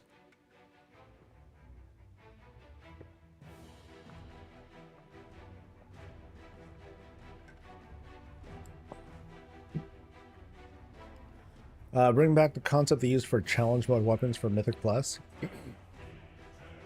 Oh, that's a good point. Yeah. Well, same thing with Mop. Like Mop was armor. Warlords was weapons. So shield. Come on, baby. That's not the shield I want. Come on, man. No, still nothing. Okay. Yeah, because for that, I went as far. I paid for it. I paid gold for those things because I'm like, I'm not good at this. I'm not gonna bother with this. Fuck that. So I did that for Mop and Warlords, and they're cool things and they were very unique, right? You can't get them anywhere else. So like, and they're odd too. Yeah, I admit they're very weird pieces. So, fell, I think. Yeah, here we go. So like this weird thing that like grows an erection. Oh yeah, look at that. It grows, and then there's like a shield too. I forgot how to. I don't know what the filter is for it. Somewhere in Warlords though. There we go. So this shield, this thing that's like a weird grinding table. It's the top of a grinding table or something like that. I don't know. But it has like these weird animations to it. But it was cool. The beauty of current gearing is Hero 5.6 unlocks the myth mod. Yes, absolutely. That's the cool part. Take it further, make one set of weapons and armor that match, and do 2 entirely different colors for PvP and Mythic Plus.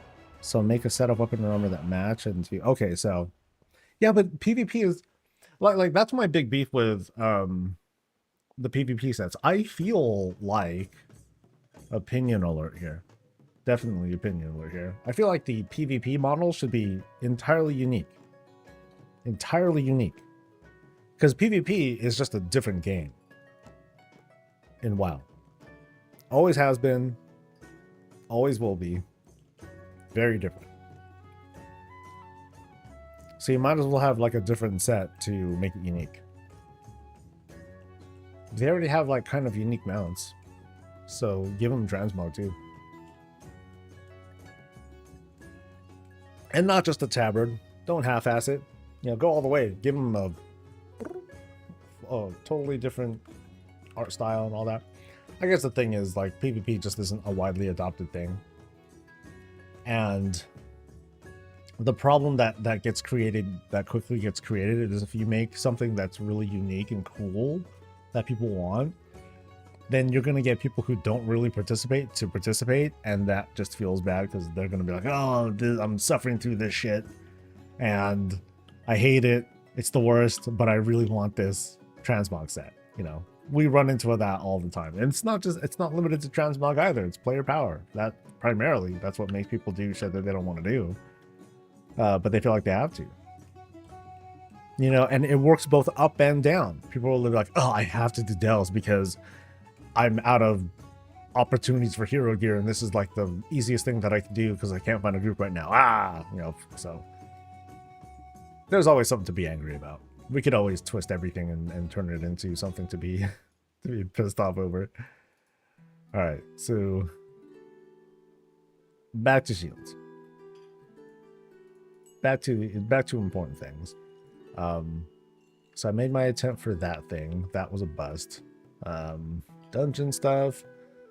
I don't think I'll ever get that one. I think I'm running low on options for the week.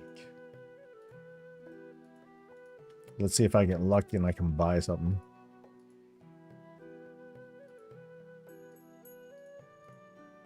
Nope. That's a big nope. All right. Let's take another look at tier stuff.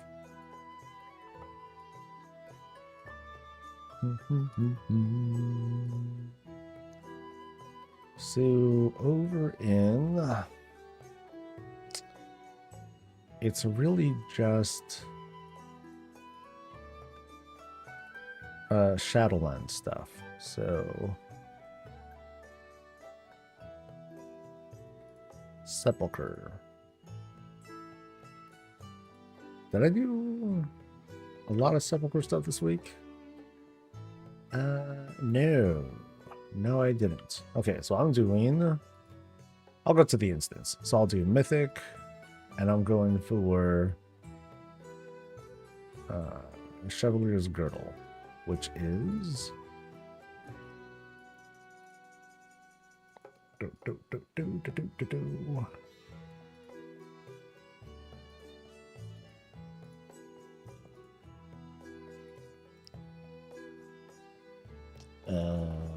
Belt.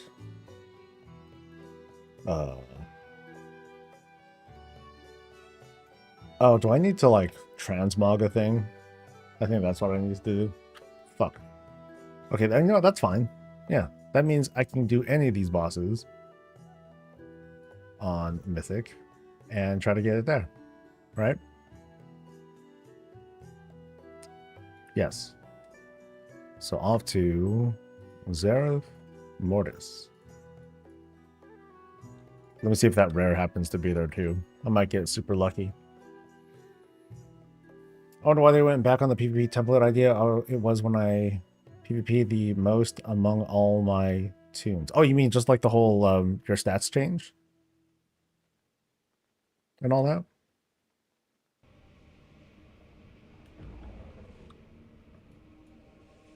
I thought they did kind of, well, they didn't go back to that, but they went back to PvP item level. And don't they give you like a minimum item level as soon as you go in? So like there's a lot of shit you can just buy, isn't there? So just get a bunch of like aspirant stuff or crafted stuff, and like I thought you're good to go that way. Or is that not a thing? Because it's like, where is it? I know the PvP item level for crafted is not as high, but let's see.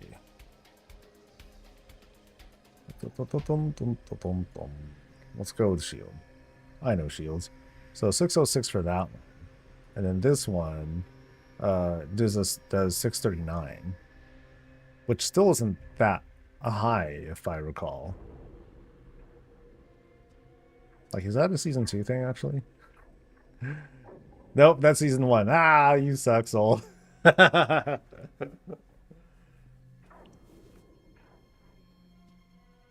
Okay, yeah, okay, that's right. So you can't just buy... You can buy the basic shit. You can buy the greens, which is, like, awful. And then you need to PvP to get at least... You know, I would say at least going for this one would be, like, not the worst. And that's just harder to get. Yeah. I haven't done PvP, so... I don't recall. Alright, so we're doing Mythic. Because Papa wants... the good shit, right? Let's go. Did I do Mythic this week? Shit. I don't remember. Well, let me see if there was any news real quick.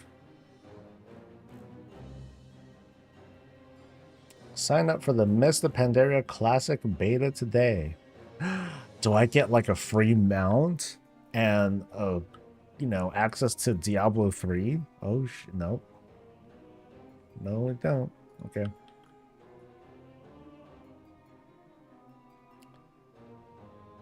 By the way, the shield is fairly cheap elsewhere. I've tried looking around for it, like the undermine thing. That going through websites and jumping servers and stuff. Like, I still see it for like 200 or so. I'll only buy it if it's like 50, which you're not gonna see. Anyone with eyeballs is gonna be like, I'm not gonna buy it for that price. You crazy?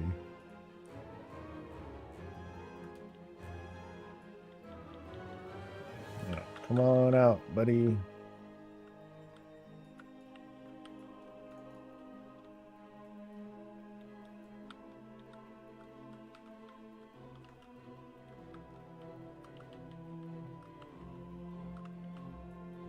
Alright, while that goes, hopefully this thing won't. I don't think there's a mechanic for this, so. I want the transmog and weapons from challenge modes. I didn't play back then, so I never had a chance to get it. It doesn't sound like they're gonna do it. They already passed over it for the mob remix. I don't see them doing it for the WoD remix whenever that comes around, or I don't even see them doing it for the Mage Tower when the Legion thing comes around at the end of the year.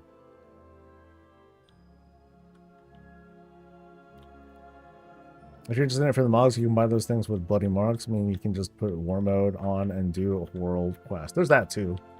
Those kind of suck though, because people who are doing world quests, they're out there because you're either out there because you feel really confident because you're all geared up and everything and you just want to flex, or you're there because you're desperate and you have no other choice, and so you're just getting farmed, and that kind of sucks.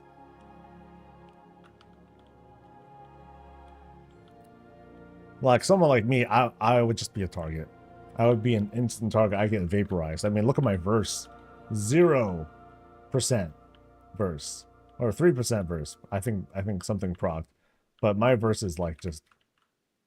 not made for this. Definitely not made for this.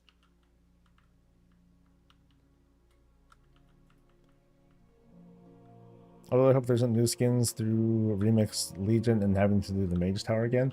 I doubt that they're going to do the Mage Tower. Honestly. I don't think it's going to be a thing. Because how do you have a challenge like the Mage Tower feel intact? You know, if we think of the mob remix and how we could just crush things and one-shot stuff, what's the point? Like, no one would do the Mage Tower until they can one-shot it. And then it would just be, like, super trivial anyway. So, I don't think it would be... I don't think it's going to be a thing.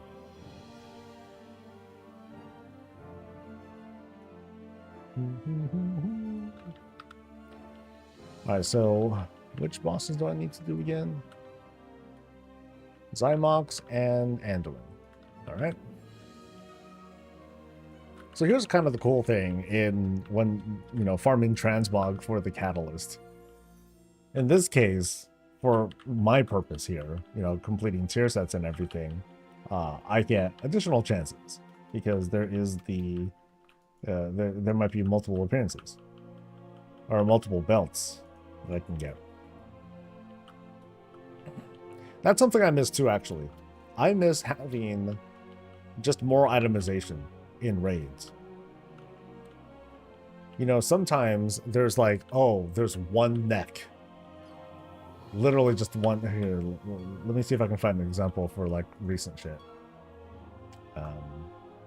Excuse me. So, current season. Is there anything like, actually, there's one helmet. Which isn't entirely true because, you know, you can get these elsewhere. But I guess that's the thing too, is that the itemization can be bad here because you might be able to find it from delves. You might be able to get it from keys and all that. I don't know, it just feels kind of odd seeing that there's only like one sometimes just one piece that you get from here. So you're kind of being told, oh, you're not getting gloves here? Well, you can go elsewhere. But what if I don't want to go elsewhere? Then get fucked. Sorry, buddy. You're going to have to play more of the game. And thankfully, the more of the game these days, it's not the worst. It's not like, oh, you got a PvP, buddy. Ah! So, Neck and Cinder Brew? Yeah, cheers. I'm right there with you. I'm pretty sure I'm gonna craft my neck. I'm just kind of holding out for just something for item level. Something. Anything. Like I can upgrade. I do have spare trinkets. I have trinkets all over the place that I can upgrade for the sake of, you know, being able to graduate from ruined. I think I can soon if I wanted to. So how much rune do I have? I have $120 on me right now. So if I have a couple of 639s. So I would need 30, 60. No, I need more. So I would need to take this. I need to upgrade it 6 times. No, 4 times. Yeah, so 30, 60, 120. So the amount of shit that I have right now, ruined, that will take care of my trinkets, and then I'll need to just hopefully get some sort of same thing. 639. I just need another 30 ruined, and I can graduate if I want to. I just need actual gear to upgrade to do it. Ah! It sucks. Yeah, that's weak. That's weak. Oh well. C'est la vie, as they say in Japan. Okay. Did all specs yesterday during the Legion, so the challenge wasn't worth the time. Wish they had cooler rewards. What's up, Angelic? You did all specs already during the Legion, so the challenge wasn't worth the time? You didn't like the artifact appearances? I mean, people still look fondly on those. Or fondly and with envy, I guess. I went back and did Bear and Holy Pally Mage Tower after the revival, but there wasn't much of a reward, so I stopped. Ah, okay. Yeah, for me, the mount wasn't worth it. Well, I think the mount is for doing all of the challenges, period. And then the title is for doing it on every spec, I think. So for me, that's like, okay, I'll do that someday. Someday.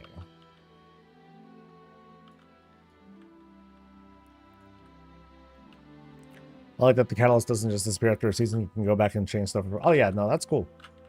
Because we kind of have to at this point. You know, I'd say once the expansion is over, that's when the itemization gets kind of funny. At least here. Like there's less content, less, you know, fewer sources of gear here to which you can use the catalyst on, except for the raid. So I'm thinking, like, what's going to happen?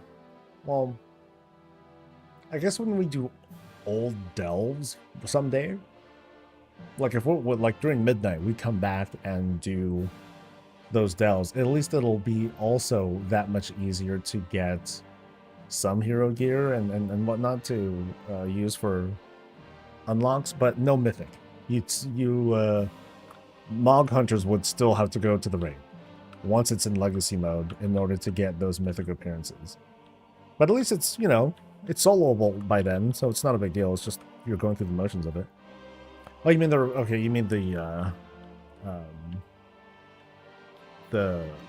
when they brought back the Mage Tower. Yeah, that was me too. Like I was like, okay, this is kind of cool, and I was trying to do some of the other challenges, but I'm like, okay, this is it's something to learn because I'm not very good at the other challenges. I didn't do them before, so it's like, hey, this feels like another new part of the game for me to explore. But now that it's evergreen, I'm just like, yeah, I'll get around to it.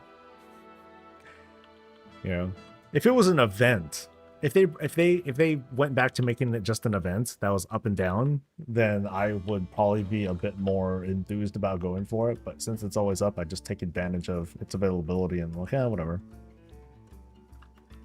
So I'm one of those people that definitely fall into that idea of, you know, having things be a limited time event works out better. Because then it'll get me to actually do it.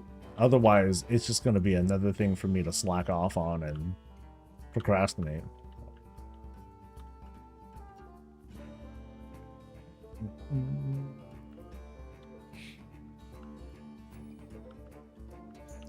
Unlocked all the warrior apprentices during Legion. I've been slowly doing the other classes lately. Emphasis on slowly. Like I said, you know, once it's evergreen and once you can just do it on your own time, it's just like, okay, once I get around to it, it'll be all good. All right, let me hit buttons harder. I'm like taking my sweet time. One of them now? How dare you? Who's them? Okay, I think it was Zymox and something else, right? I keep forgetting.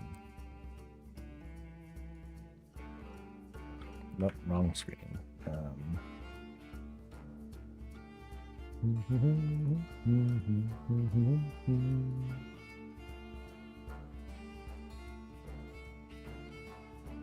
Zymox and Anduin. Right.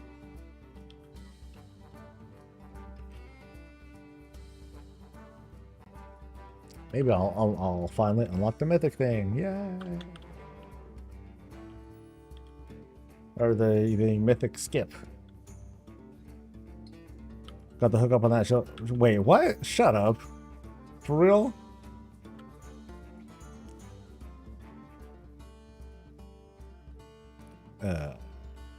Oh god, this looks way different. How much was it? Don't tell me, oh, don't worry about it. How much was it?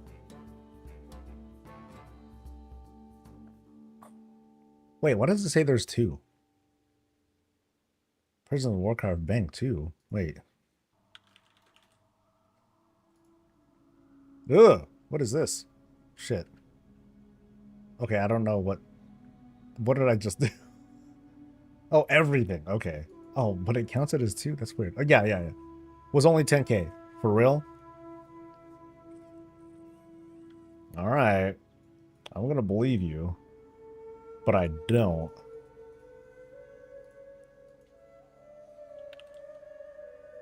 So.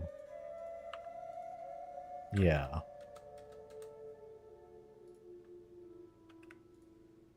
Now I'm gonna sell it. I'm just kidding. I ain't gonna sell this shit. You're crazy.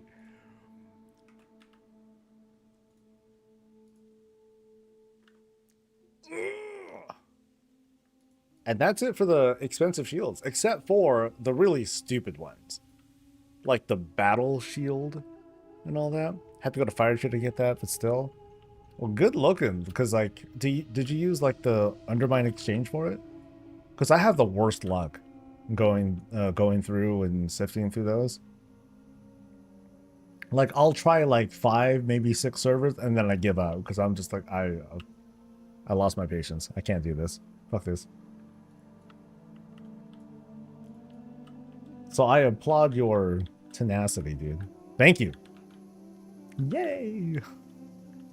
That brings me smiles. See what it means to have a guild, man. You got homies that'll look out for you. That's dope. Someday I hope that Blizzard does like the right things to get people excited for guilds again in a good way. It makes people want to join guilds, but not make people feel like they like have to and all that. Just provide cool things. I hope someday they fix that shit.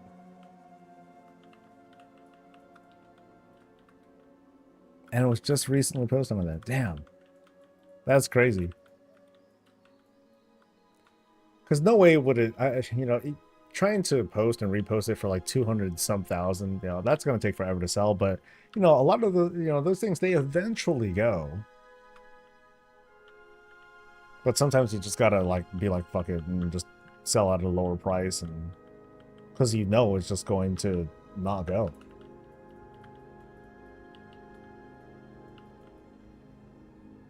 Like, I think I remember at the end of this season, oh man, it took a while to sell like a ring. But then that was a ring, it wasn't transmog. But yeah, it eventually went, and like, thank freaking God.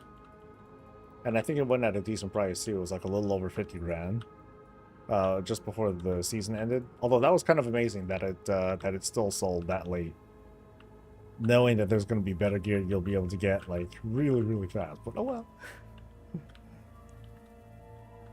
Guild Bank and 50-minute Hearthstone are pretty good arguments for me. Then again, I'm in a guild that's been around since release plus 2 days. Damn. But it's not like the guild perks that I think are like the cool thing. I strongly believe in things that make grouping in a guild. So like the approach from Blizzard has been, it leaned heavily, like back in Cataclysm, it leaned heavily on being in a guild gets you this. But there was very little that was provided for being in a group and doing things together. I mean, there were guild achievements. That is cool. And then there's the current challenges, which have not been adjusted for gold inflation at all. Like, ooh, I got a couple hundred gold, guys. Woo, got less. That might cover my weapon repair or some shit like that. All right, so I got cloth. Wait, shit, what is it? Well, I don't think I got any plate. Except for these unlicensed hyperlight handlers, which are hands, never mind. I got nothing. I got a weapon, yeah. Okay, so we're doing end one. We're going to the other side. But I gotta kill everything first, so. They're also going for 50k on Illin, and there's like 3. 50k is not bad. And there's 3 of them. That goes to show just how much they're not moving. Interesting. But that's how it goes for transmog. Transmog is a tough market to work because, like I said, you just gotta keep reposting. That's really the only thing. That's all there is to it. Just keep doing it, and you'll eventually sell it. Someone's eventually gonna want it for roleplay, for completionism, etc. No, they are ridiculous. Tying it to the item level of the gear is wild. I hope that they like just settle for a fixed cost. Like the beef that I have with the increasing transmog costs is that the costs have been steadily going up, and at the same time, Blizzard has the trading post. It's like, hey guys, here's all this free transmog that you can get. Just choose what you want, and that's with its own little economy and its own little room for debates and what have you. But it's like, cool, it's free, quote free, but you got to pay to actually use these appearances. So it's like, oh man, I got these 5 new appearances and blah blah blah. I want to try them out. Or sport them for a little while. What's that going to cost you? 5 grand almost. Up to 5 grand. Up to 1,000 just to do one full ensemble change. But that's everything. It doesn't have to be all the things that you changed. But yeah, if you happen to change everything, like those costs, they add up like super, super fast. So for them to send the message to players that, hey, cool, you can do all these. You can get all these appearances now, but you got to pay for it. And I feel like the transmog system needs to catch up to the transmog availability of today.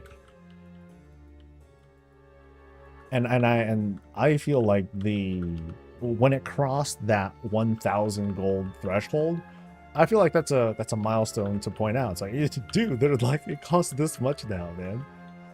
Are we okay with that? Even though we can tell ourselves, oh, we just need to sell a thing, we just need to do like one or two quests and what have you. But should that, should we really be thinking like that? Cool. Let me go out there and go adventuring and stuff so I can change my clothes. Like, I think as a gold sink, we can find other solutions. I believe in gold sinks. I just think that transmog has hit this upper limit.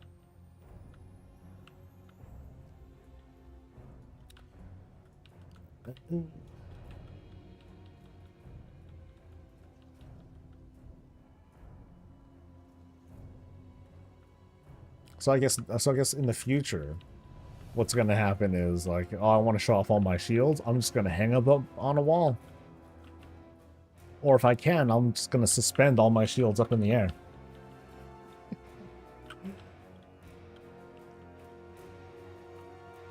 This big old just hall of shields. That'd be kind of sick. I would want to have, if I could, I would have a target dummy, or not a target dummy, like a mannequin, a transmog mannequin thing, have the animation of it as if it's like throwing a shield, and then I'll have like, a shield pop up, and oh, that hurt. Since what do things hurt me in here? Wait, what? That's different.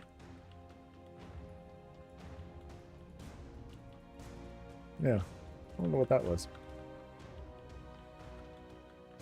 Because I don't know if the knockback on thing was like super nerfed. Yeah. Oh well. I lived.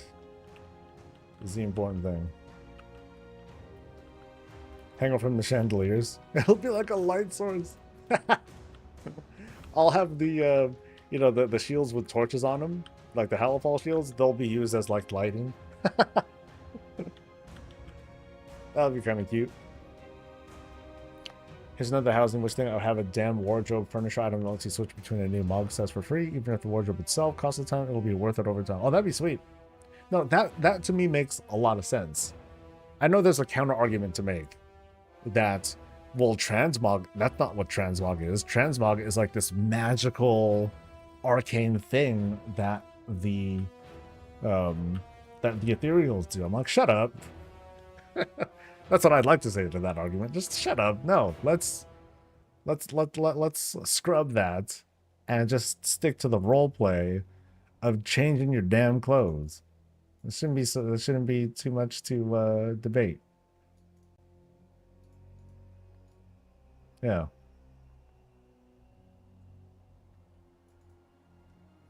All right, here we go. No, I'm totally with that though. Like a closet,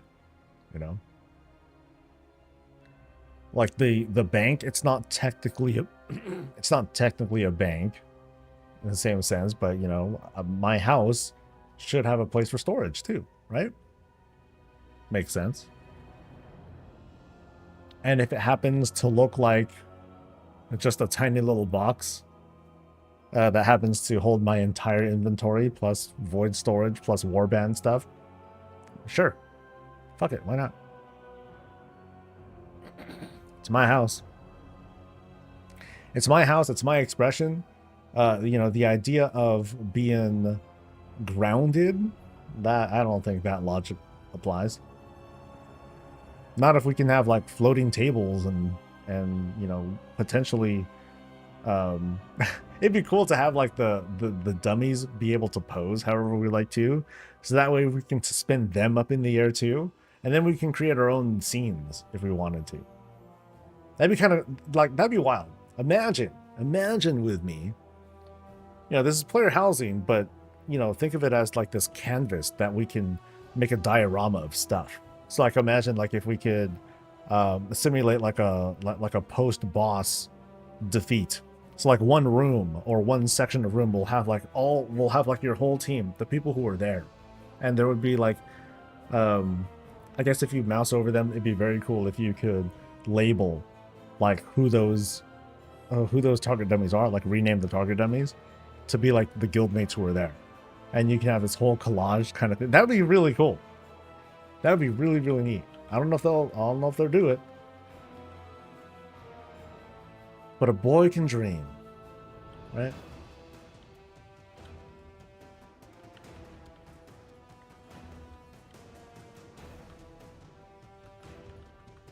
Yeah, let me put some of those thoughts down. So Mort's was the transmog stuff.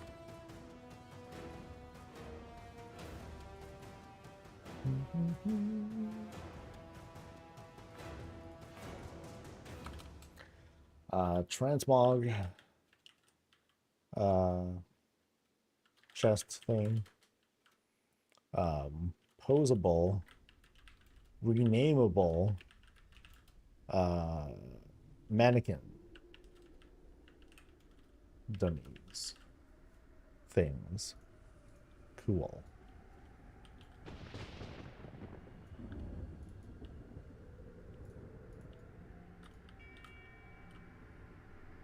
And now I want a picture from the damn house, but I know that'll never happen. We get into UGC territory, or we get into user-generated content territory, and we already are in that space with player housing. But you know, when you're working within the confines of the Blizzard ecosystem, the worst we can do with that is create lots of dicks. And you know someone's gonna do it. So watch. Here's what's gonna happen. Someone's going to find certain objects and clip them together in such a way that you'll simulate a dick. Someone's gonna take like the dummies, the mannequin dummies that I'm talking about, put them in a certain pose, clip them together to make sex positions. It's gonna happen, 150%. And so we'll see if we can report someone's house. But pictures would be something, would be a different level entirely, because you can put anything on a picture. It would be cool if you could make a client side picture, so it can be whatever you want it to be, but no one else is going to see it. You know, they would see some generic thing.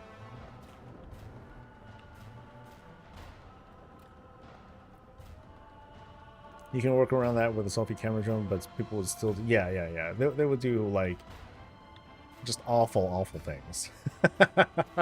Awful, and I'd say hilarious. Let's not kid ourselves. It would be hella funny what people will think of doing. Like, imagine this dude, like this Moss-worn Annihilator, being posed, just getting nailed by something. I don't know. But it'd be funny. Did I see the White Hat article about Retro selling one-armed bandit? No, I did not. I mean, if he, like, that's just all QA stuff, right? So, but what was this about a one-armed bandit actual nerf? I saw that there were some changes to him from the other day, where you can see the lines. But was there more done? Let's see. For sure, there'll be a Dick House, probably a Dick Sporting Goods or some other shit. Probably.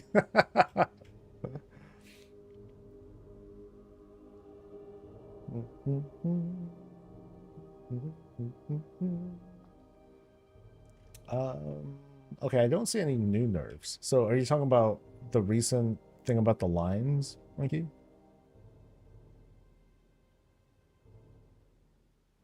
I don't even see it.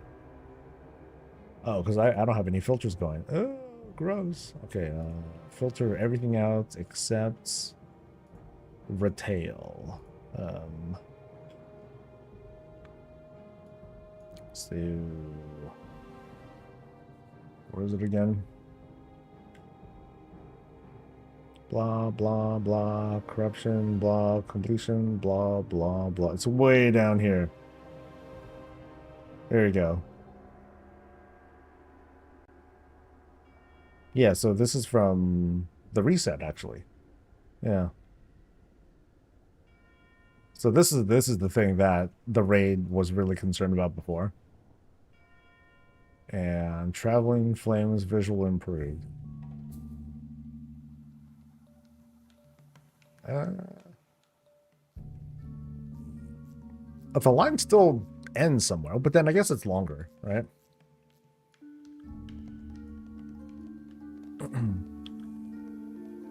Yeah, so it'll still make things easier, but I'm still gonna have, I still want to assign a chip slot. Like, I don't care about their deeps. I just want the chips to be done all the time and correctly. The other thing that we need to figure out is, when should the tanks... Don't answer this, chat. This is me just kind of like thinking out loud, because the raid and I will figure this out tonight. When do we need to kick those storm pylons to start clearing out stuff?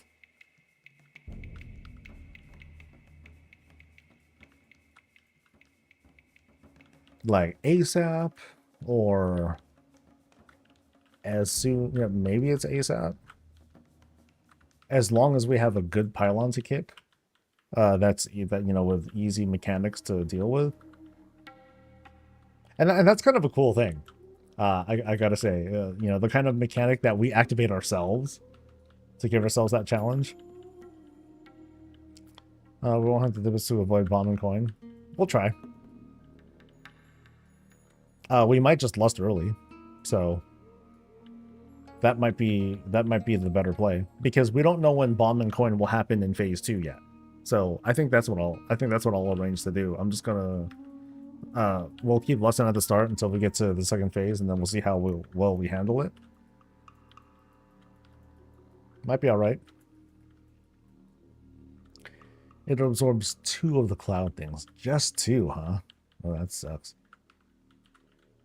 Only 2. So we can leave a few up. It's not, I don't think, like, the clouds, they don't do anything by themselves, but they do, like, if chips are there, whoever's kicking them is gonna take a lot of damage when they go into those. So let me see. How does that work?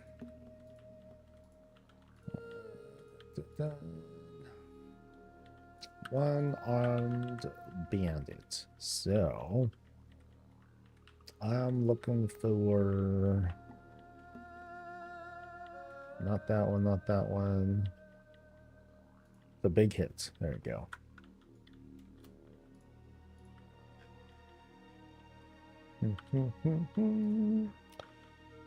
So, shocking field. Players standing within the field take 75% increased damage and...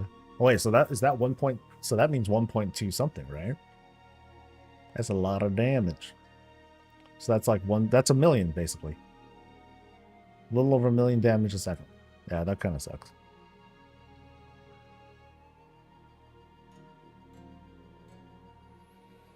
There is no bombing coin in phase 2. Its set abilities set as in he rigs his ability slots. He's such a slot. Slot. Okay. So maybe we will just let at the start. Try to push, right? And then we'll see just how well we can handle it. Just dig deep. Dig deep, heart of the cards, etc., etc., etc. And figure it out. The 3% buff will help. The extra gear that we got from last week, that's going to help. So we'll see.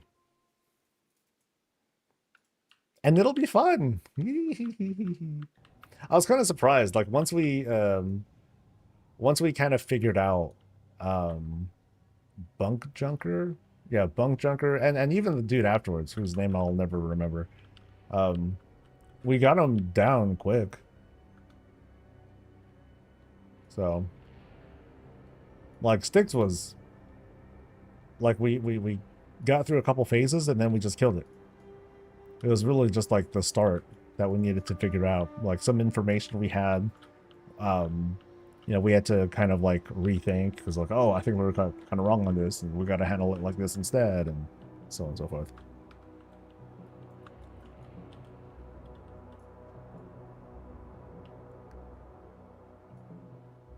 Okay, I think my desk needs to be higher. I think it's because I'm standing on this mat, but my posture don't feel right. So,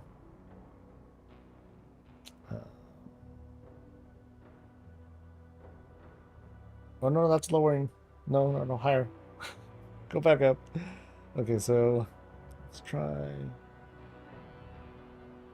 Let's try that. And then how I look on the camera now. Does it look like I'm on high? Okay, no, I'm still okay. Okay, can still kind of see stuff, but not really. Yeah, so there's a poster that I got. That was only like 15 bucks. It was very cool. But I'm probably gonna put it there. No, no, no. No, no, no. This shelf is probably gonna be higher. So people can like see more stuff. And then maybe I'll have the poster there, but then no one's gonna see it. That's gonna suck. Yeah, there's a lot to do. Or so there's a lot to think about, but I won't. I think Dee said that she wanted to be here when I put together the second shelf. She wants to help. I'm like, okay, but it's gonna be a while. Yeah.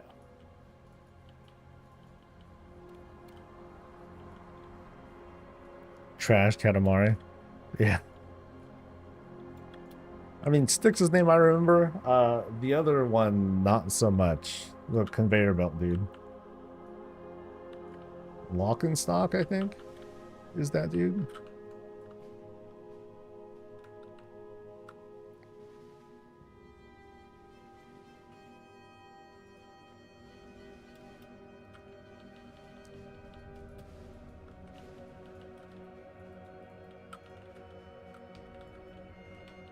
Lock and Stock, yeah.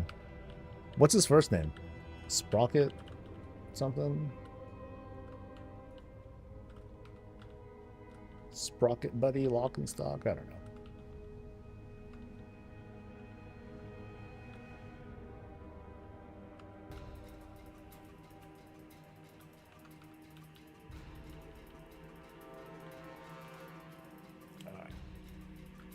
I thought we phased already. Is it not 50? 40 maybe? 40, okay. Sprocket Monger.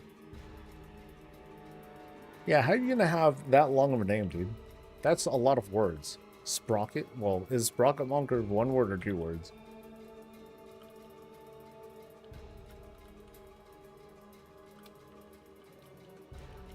It feels like two words.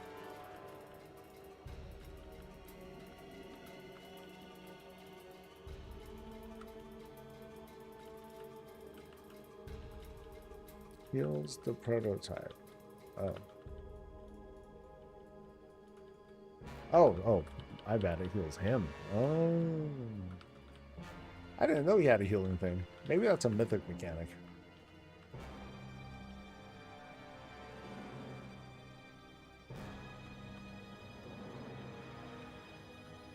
Uh-oh. Our phase, no.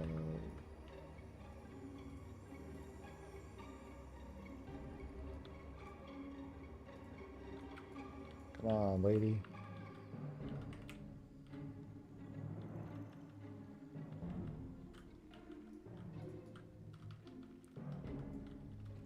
The only really annoying part of the end of this fight is bringing these dudes back together.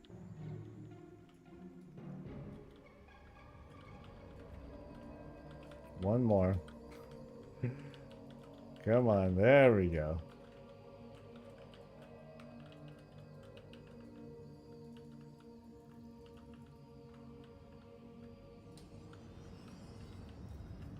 Because I'm pretty sure you can still mess this up. Ooh. Yeah, if I got knocked off, that would suck. Alright.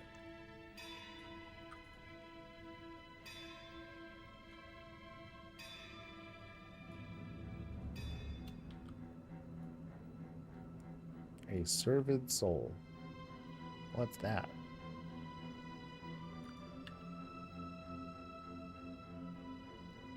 Oh, that's a... oh, that's right, because I'm Knife A. Hey, I unlocked the thing. Sprocket Mocker Lock and Sight and got shot on Mex. It amuses me how much they gave some of the bosses goblin puns, even as though people are going to remember now. Kind of more than conveyor belt of pain. Well, it's like one dude is just named Sticks, right? Just Sticks. Oh, my bad. You gotta die.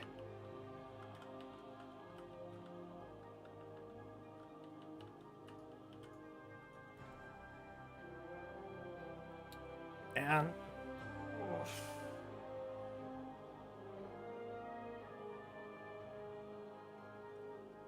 all right, cool.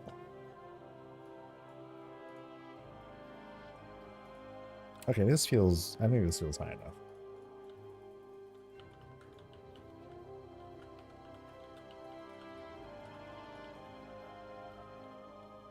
Sprocket is one word.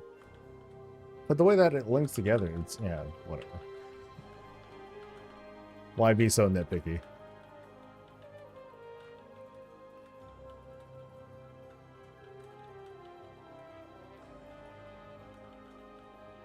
Right, let me do one more check for news since it's 11.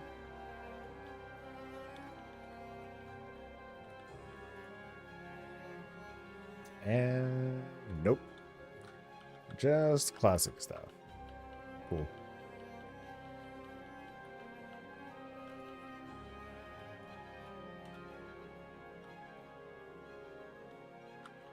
Did I go down the slide in the raid? There's a slide? I don't remember a slide. At least Rick Gruber says his name every 2 seconds so people won't forget his name. See? That part's easy. And it's an easy name. Rolls off the tongue, as befitting a host.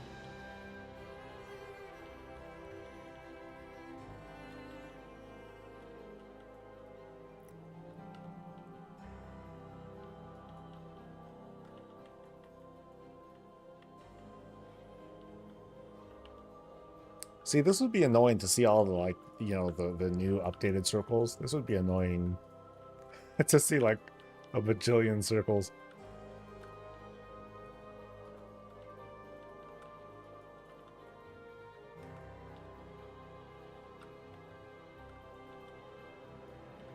I also have a lot of Indian coworkers. Indian or Native American coworkers.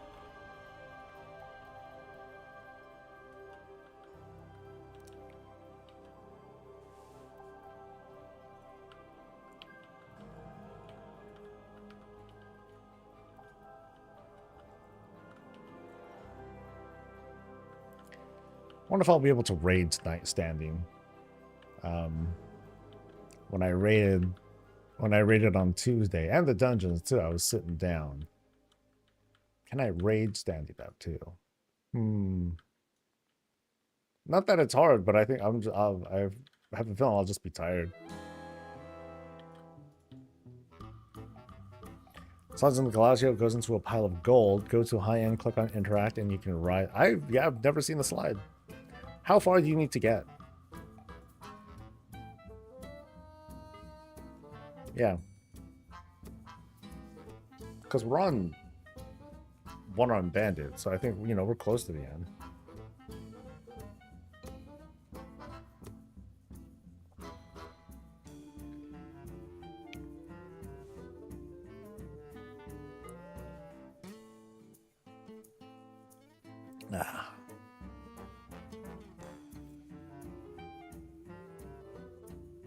I think I want to try the treadmill. I think I'm going to do it. It might be exciting. Let's order it now. So I can try it out and hate it sooner.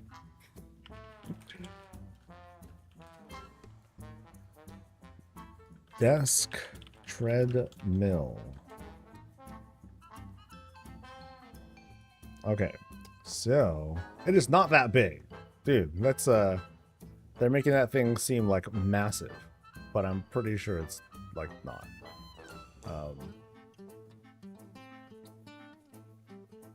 Okay, what's like the most popular thing? So let's go with like the.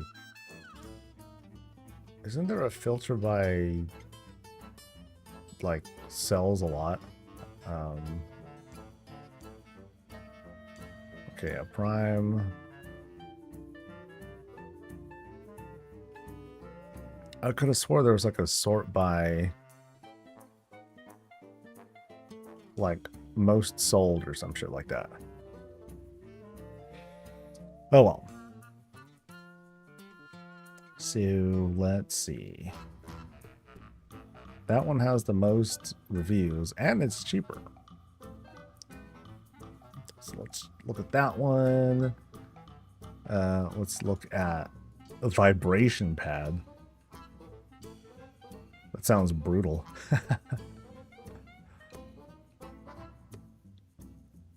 $2K for this one. Okay, so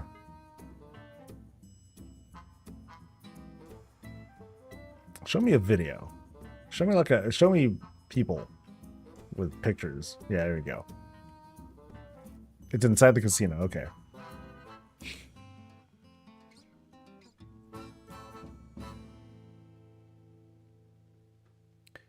Okay, yeah, walk on it. Okay, so that's thin.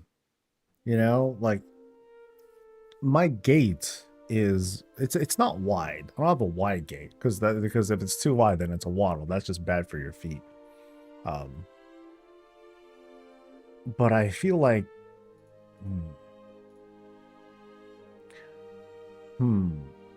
do I want the rims on the side, you know, rims, what the hell am I calling it? Do I want that on the side there? Because I feel like that kind of limits where I'd walk.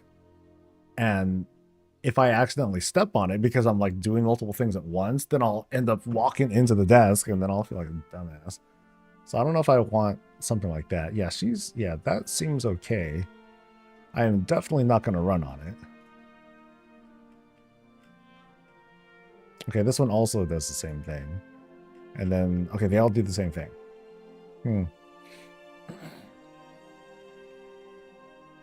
I guess they're all designed that way.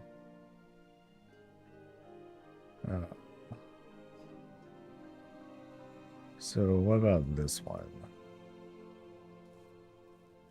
So this one does not have that. Or it does. Shit. Yeah, it does. God damn it.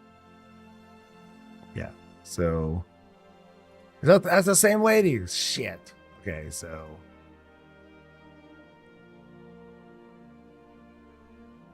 yes, so that's the same one.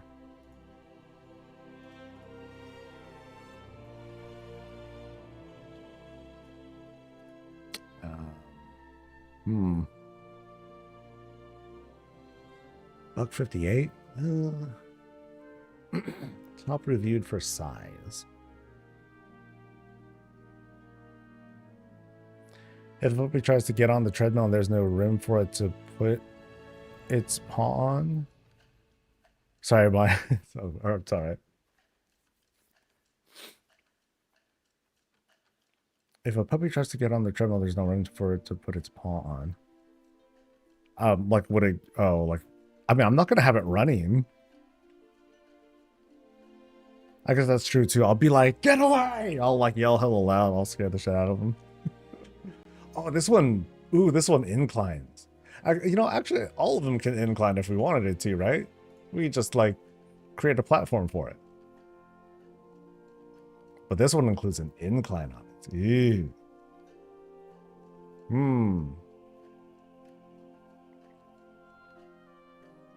Okay, that makes it look huge too.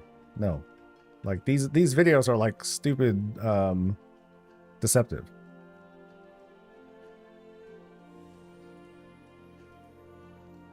Okay, so he just puts It just has shoes on.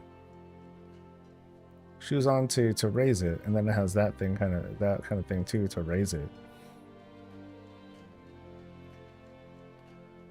Yeah, so there's the problem that I'm seeing. Like, I can't do...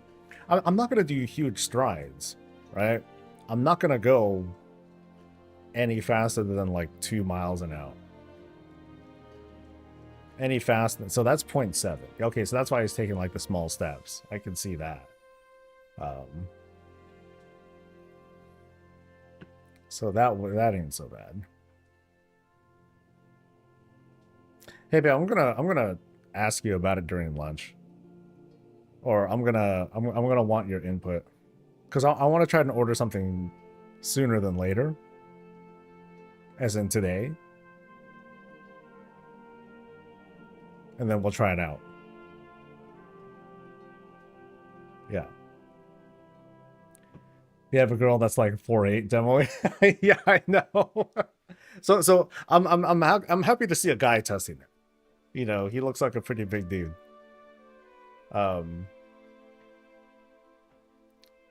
Yeah, I just can't go that fast. It'll be easy to fuck it up. Yeah.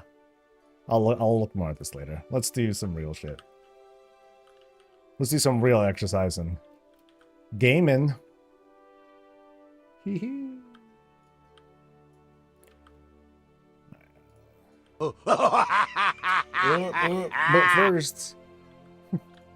But first, we gotta change a bit. All right, let's go. Broop.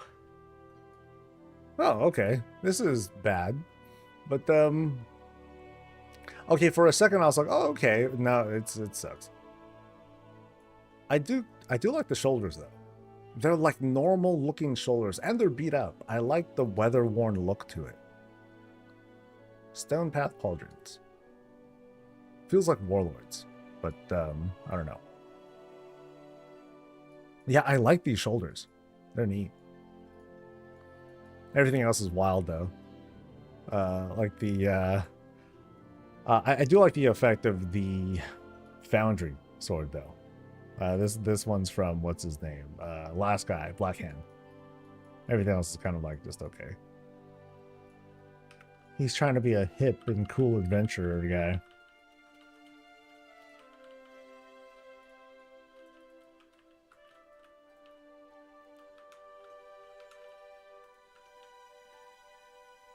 Yeah, actually, when I was just moving my legs earlier, that felt a lot better on my feet.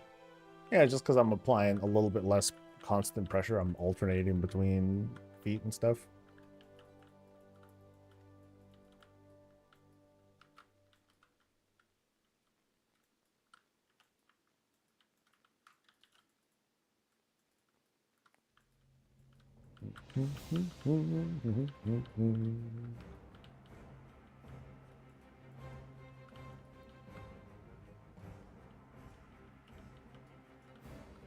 I never tried going downstairs.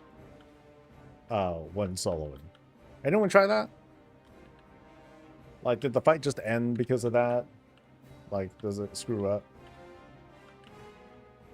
Or is there like a hidden orifice here who helps tank upstairs? That'd be hella funny.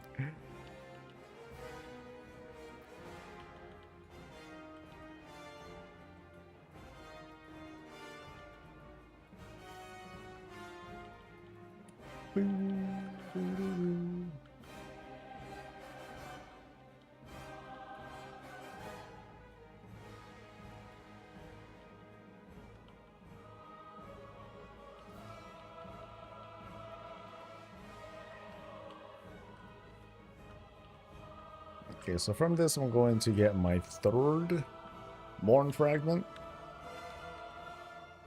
Yeah, I just never got around to doing this each week. Yeah, I'll get my next Morn Fragment, 3 out of 4. And hopefully a belt. Hopefully a belt. I mean, at some point, I'm going to come back here for, like, additional transmog goals. Right now, I'm just sticking to tier stuff. And that's been a decent routine so far. The one thing that I should really sit down and do someday, definitely not anytime soon, is to do all the questing that is available for the different shields as well.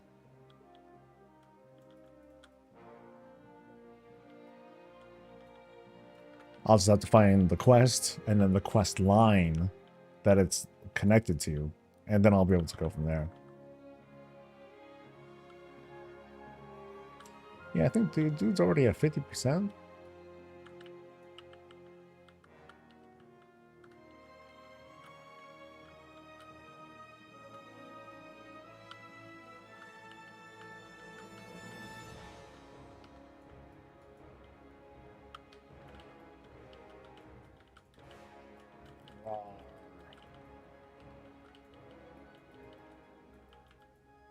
Like, there's nothing I'm worried about, right? I don't think there's anything that can kill me, even on Mythic. I think, yeah, the image of the Lich King like got annihilated. Or no, the monster, big monstrosity looking guy. I remember that. And then now we phase out, and then time for the finish the fight.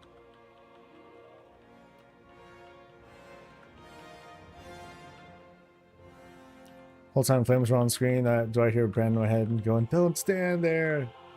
Get out! Run!"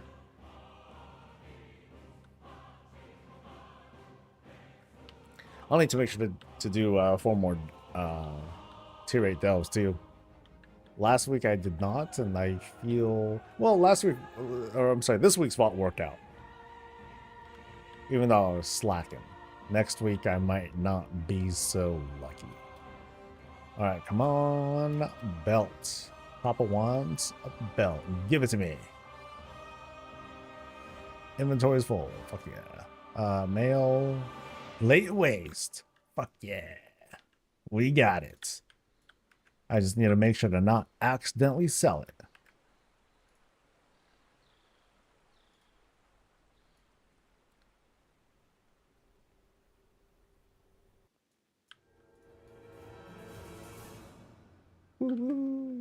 All right.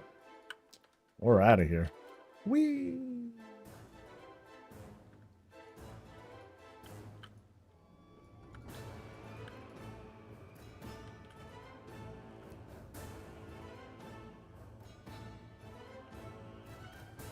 This way, right? Yep.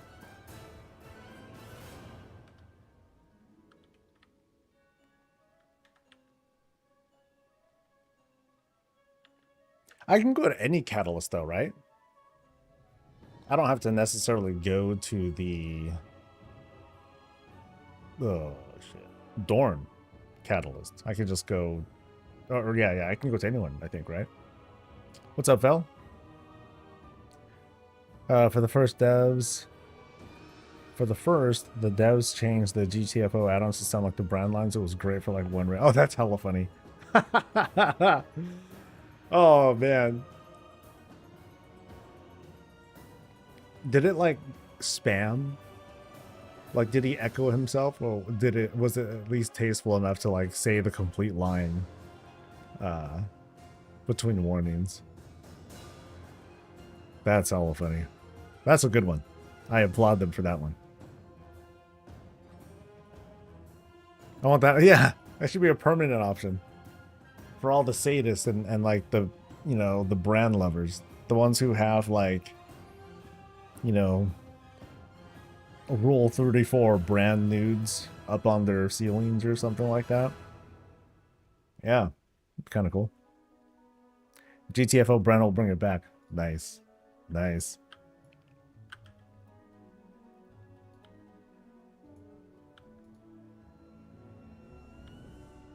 Oh, I didn't notice all this up here. That's kind of neat.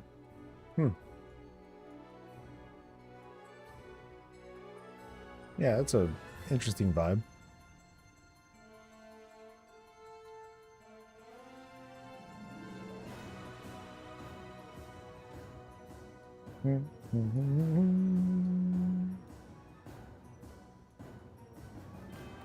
Remember when LGI had April Fool's Day of the Harlem Shake and played the song to make your whole UI vibrate? Wow.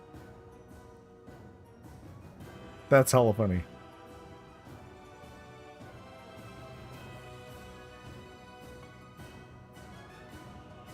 All right. Hey, there's someone here for it too. Yeah, so I can catalyze whatever the hell I want. Cool. Bam. You have completed the set, Luminous Chevalier's Gallantry. Hell yeah. And nothing else that I want to... Oh, I have a charge? Huh. Didn't realize I have a charge. Interesting. What's a homie to do? So if I were to change this one, what do I get? I get... So I have haste mastery.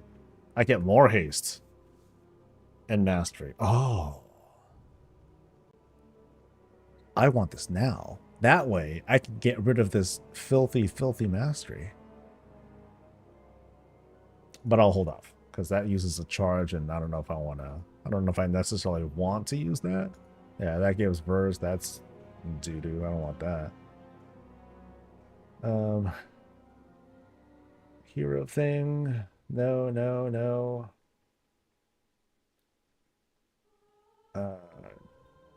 Nope. I guess it would only be that. And you know what? There's nothing else that I need to do anyway. I don't need to catalyst anything else.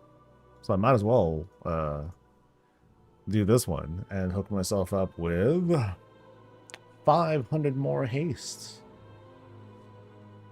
Gangsterlicious. Which means I can convert something else off of haste and go for crit. So here, let's do this. Let's commit. Boom. All right. So now I'm a little over on my haste. But not by much, actually. If I take off this 1,000 that I have, how do I put stuff away? Okay, if I take off the 1,000 that I have, then I'll dip. Oh, I'm barely over cap. Okay, so this works out.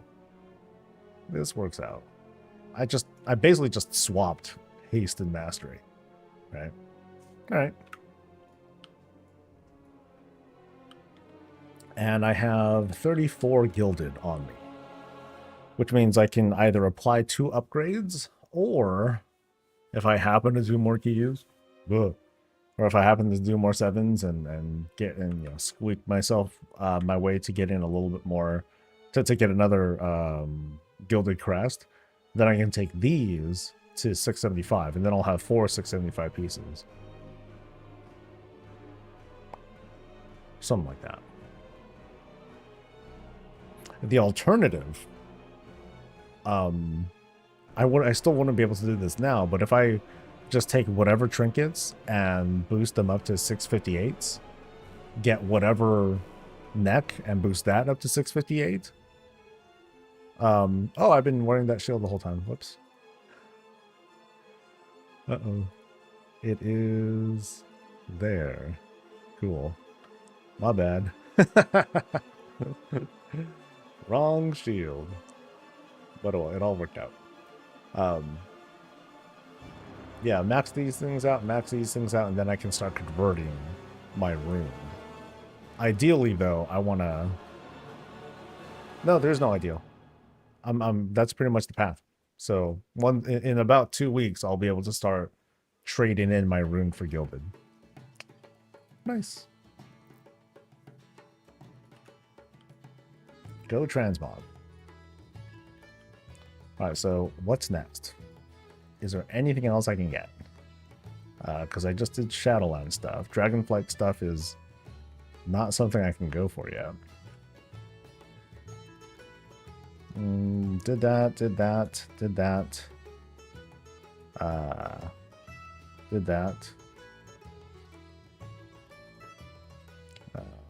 can't do that. I think I can go to other places. So I did normal there. I thought there was a... Okay, there is something here. So... I'm still confused about this one though. It says I have everything, but I don't have everything. So let me see what does the trend log thing tell me?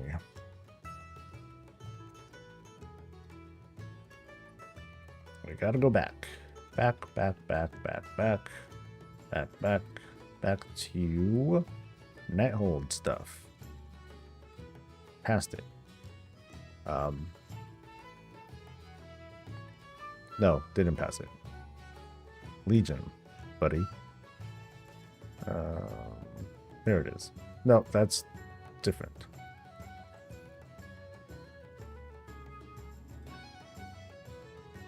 So I guess I didn't complete it? Buh, that's very confusing.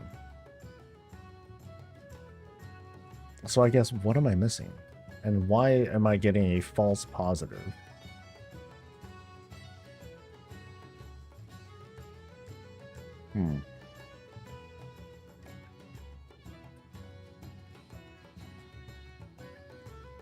Is it because of the scarf? Because that's a blue thing that I have that happens to be the equivalent?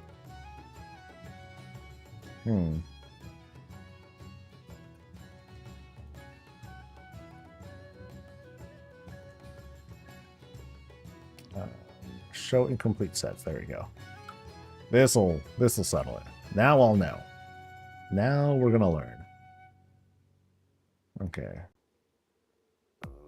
So here's this one. Okay, so what am I missing? And who am I thinking? I'm thinking Pretty Lady. Thank you so much. What was that sub? Nice. Thank you. Okay, so I was saying this is incomplete. I guess it's the shoulder? No, that's left and right shoulder. Yeah, everything's here. 1, 2, 3, 4, 5, 6, 7, 8, 9.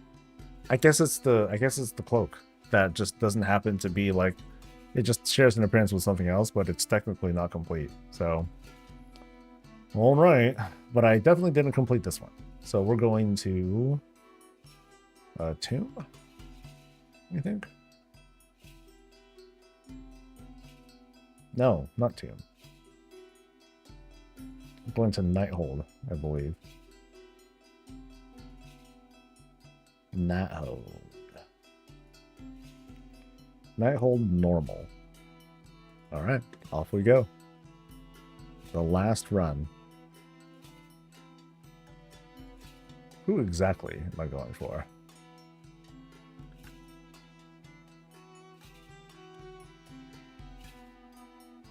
Do you have a video on how to create crests and orders for crafted pieces? Never done it and still not quite sure how to do it. You know what? Let's do it right now. I'll show you. Are you, Chungus, are you a crafter or are you a person looking to get something crafted? Very important. Because we'll go through that process right now. Right now.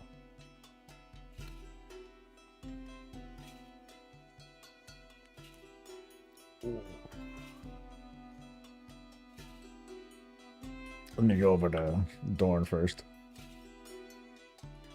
Or hell, any place would do actually, but yeah.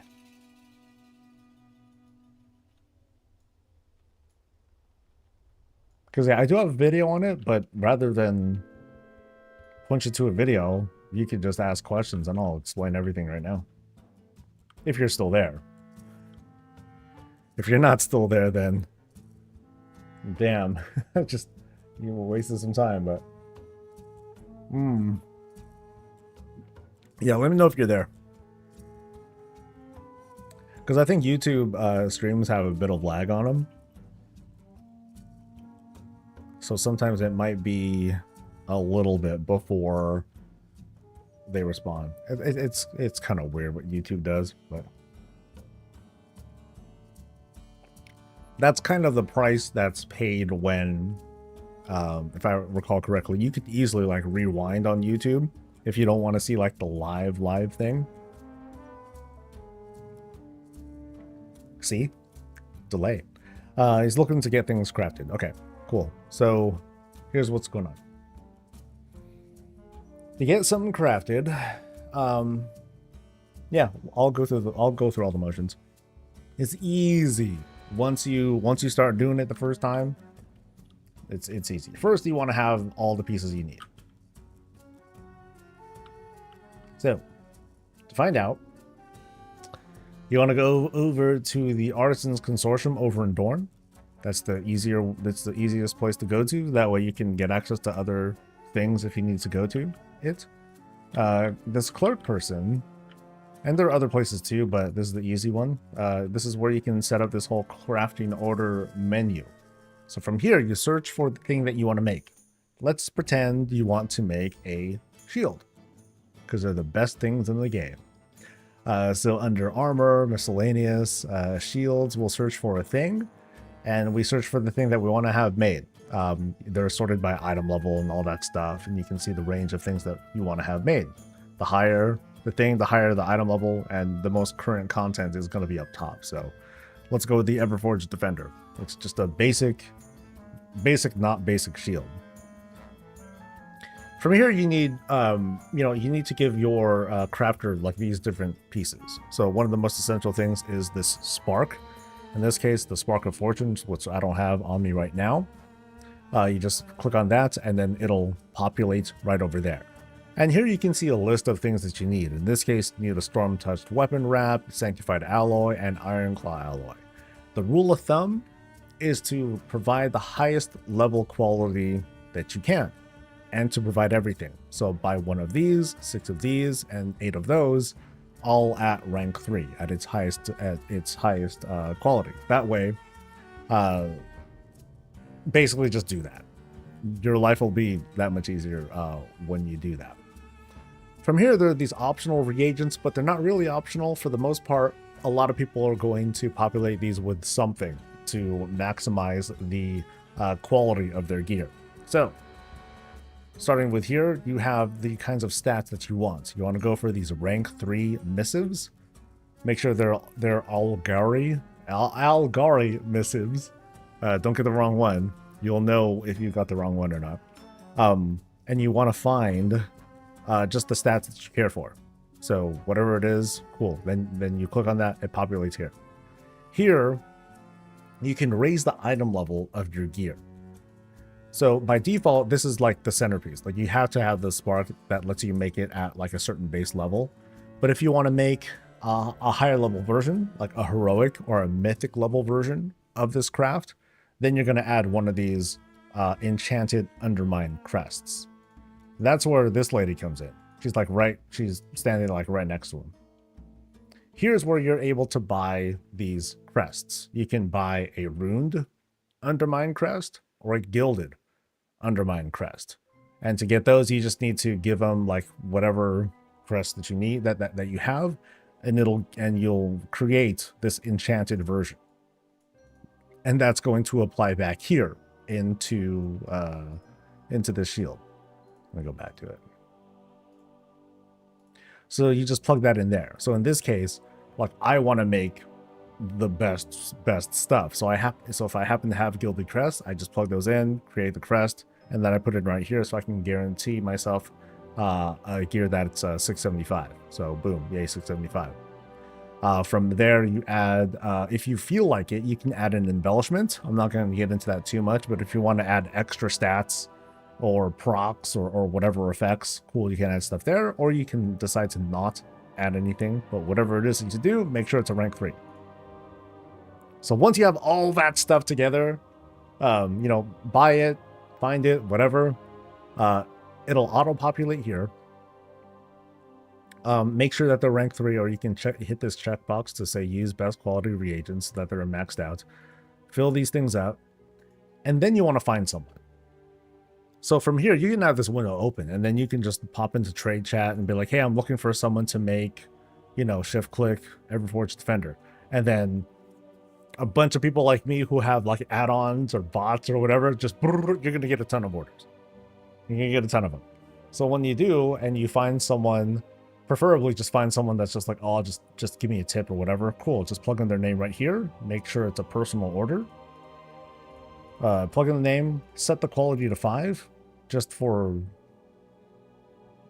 some reassurance, I guess. So that way they have to make sure it's a rank 5 in order to craft it. Put whatever tip you feel like giving them, place the order, then you're done. So yeah. Once you do it the first time, it becomes pretty routine. I've only done this a couple times because I usually just make my own stuff, but sometimes I'll want a ring made or something like that, or I'll make something for my alts. That's when I'm usually using this menu. But yeah, just follow all the stuff and then you're good to go. See, it's so easy that Oinky there is yawning. He's like, oh, it's so easy. God, this system is so great. I know. I agree, Oinky. Good. And that's the guide. And off to Dalaran I go. No repeats. And you're on YouTube. You can rewind. Just let me know if you have any additional questions, though. I'm happy to help out. But I'm going to Nighthold. I got stuff to do and 25 minutes to do it. Okay, so I am once again a belt. Okay, I don't want them pants, that's for sure. But I want this belt, Gilded Nightborn, Waistplate, or a World Drop. Well, I'm gonna go kill Trillax in the Nighthold. So at least that's an easy one to go for. Oh, normal. Trillax in Nighthold. Nighthold. Means I'm going to Zuna.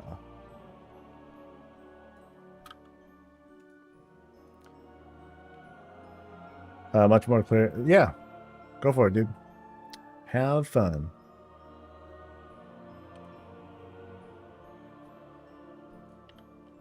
Personal orders are used for your alts. I mean, it's done for client crafting too.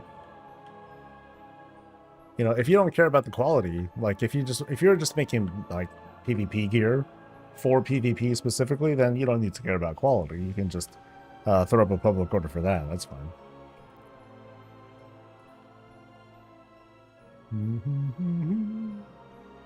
But some people, they'll purposefully use the gladiator level crafts to make themselves higher level gear. Definitely a early season thing, not something for later.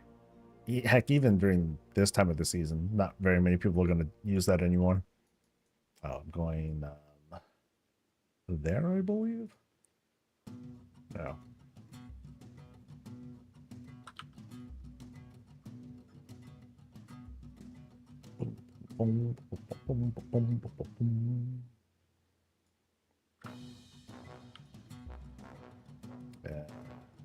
Yeah. All right, and order.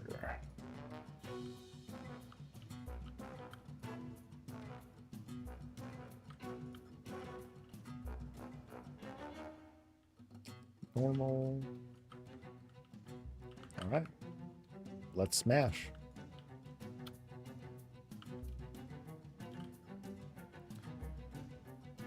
At this point, most people can't screen on public orders anyway, so as long as you throw in a 3k in tip, you'll usually get a max rank.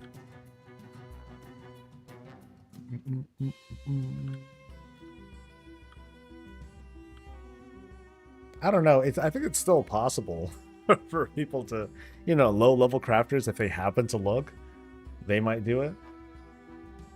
But I would say, like, it's just faster to do it through trade chat anyway, because you're gonna have hawks.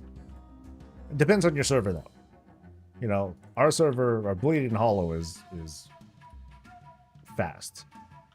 Places like Illidan are too fast. Like, you see the spamming coming from folks looking for work, like, on the regular.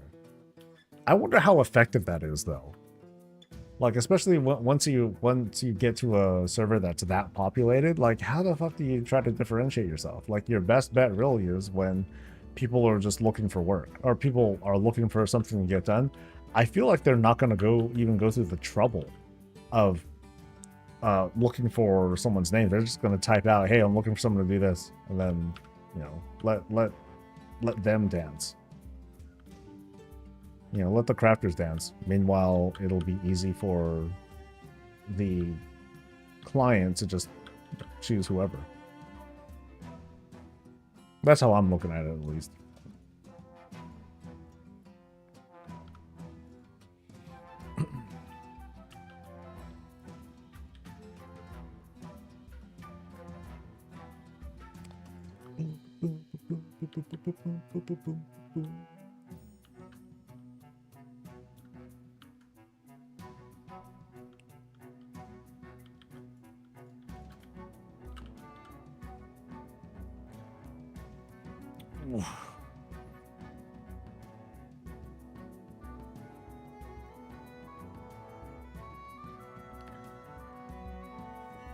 A lot of time people be whispering, telling to send their alt, but they don't log on it. Oh yeah, that's their fault. That's dumb. Like the add-on that I use, if I happen to be on an alt, like I'll see it and it'll automatically say, "Hey, you know, my alt can make it send it to them," and then when it's sent, then I'll switch over. Because I'm usually in town anyway. Otherwise, like, how the hell did I happen to see the order in the first place, right?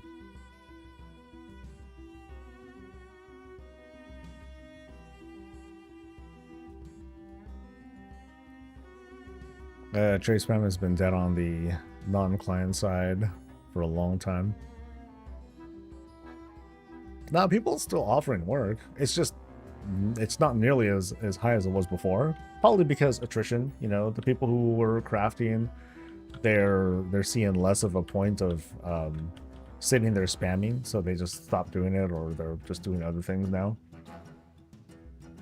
But I would say my success rate of picking up orders whenever someone's looking for a craft, when someone's looking for a blacksmith, it's still only about, I'd say it's slightly under 50%.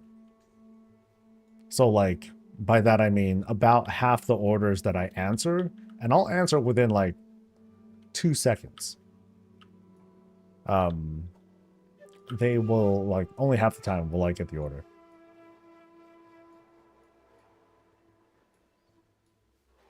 Did I kill it already? No, I didn't kill it already. Where you at? There you are, you slow motherfucker.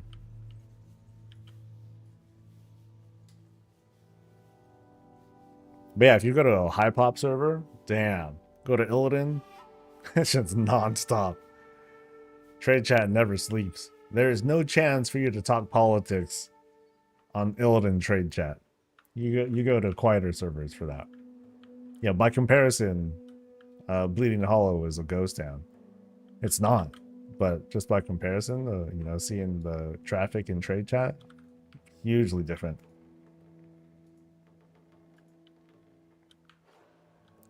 Like whenever I do the trading post video, I happen to be on EU servers and I look, I'm like, damn.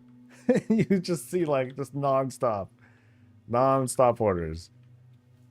Both trade chat, both people looking for work, and guilds looking to recruit. Like, it's kind of odd.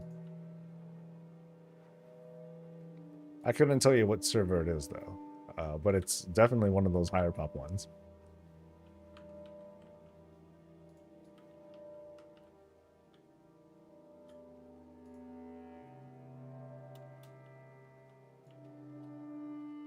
All right, and hook me up. Ooh, I got a lot of something. Damn. Okay, I got Great Cloak. Let's see. Yeah, what is this one? Oh, that's warrior stuff. Ugh. Second Sight, Demon Hunter. Okay, I got a lot of things I don't want. Let me see. So normal, yeah. So I did not get a belt. That's okay. I got everything but shit that I need. Sheesh. Oh no, I did. It's just not showing up right. Yeah, normal 8 of 9. Okay, so it says I got. So I just don't know what's missing though. I guess it's that. Yeah, it's not showing me here either.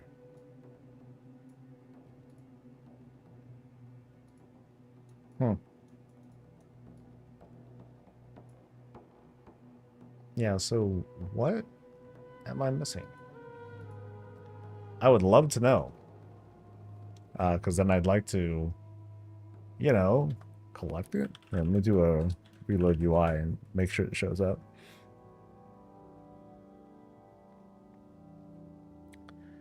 Flawless running for run sales and other bullshit. I don't really see that. I mean, it's all stuck on the services channel, so I definitely don't hang out there. But I haven't seen that happen in trade chat for a long time. If it does, you know, I'll mute it really quick, but it's like few and far between. Okay, I think I need to open the transmog feed to see this the way I want to. So I go to sets, and then I see what is incomplete, which includes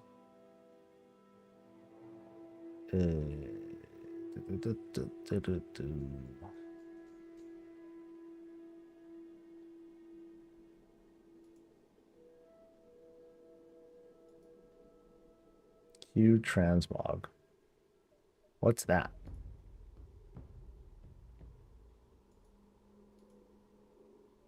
Oh, wait, what is that?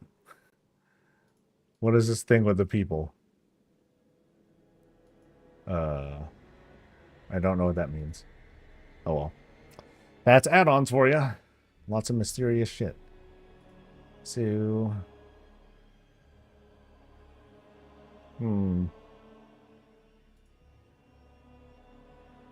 include cutoff.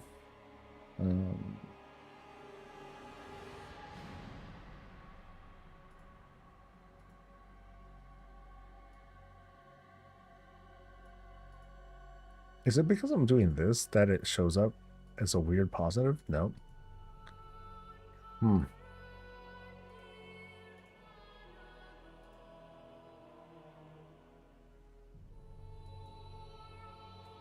So what might it be?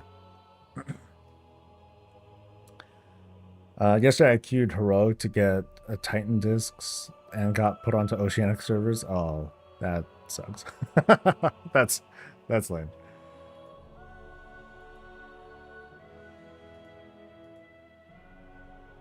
So I guess it's the cloak that isn't. Yeah, the cloak's not showing up. So that shows up as hidden. But then when I'm here, it shows up as like I see the piece. So I'm confused. So Great Mantle of the High Lord. That certainly looks like it. And it says that I have it. Okay, let me go to normal now. Okay, so I think it just has to be the actual the named appearance. That's all it is. It's just counting that. Fuck that. I mean, good enough, man. I'm not gonna sweat over that. That's crazy. Okay, I think I got everything I could this week at least, and I've made some progress, so I'm happy about that. So what would I want to go for next?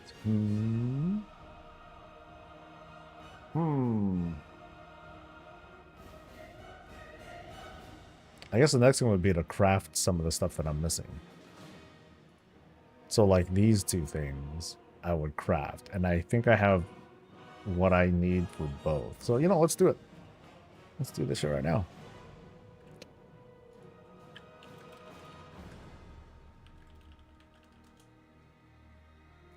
So, Belt of the Guardian and the Protector.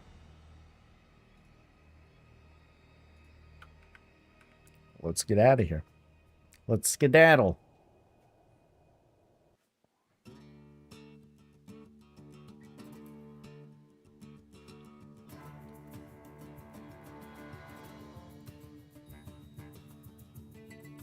Yeah, so with any luck, I'll have the treadmill next week, and then I'll do a walk. And then I'll just walk and see how it goes. And if it goes great, then I'll do a fucking walkathon.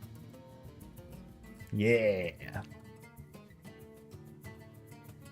You know how some people, you know, on social media, you'll see some people on blast. Oh, like, check it out, Streamathon. And then you add like these points, and then you know, it does this. And then these points, it does this. I'm just going to have walk, you know, dude keeps walking, bitch ass keeps walking.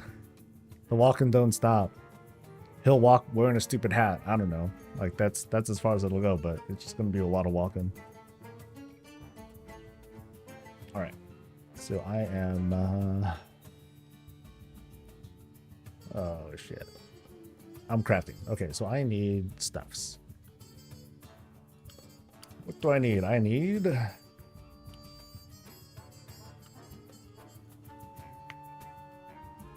another vortex. 2 gold. Oh, this is a good start. I need 9 hardened... oh boy, this is going to be a lot. 9 hardened adamant. Oh, that's not so bad. That's not so bad. I need 22 primal water. Oh, wait, what'd I do? Sorry.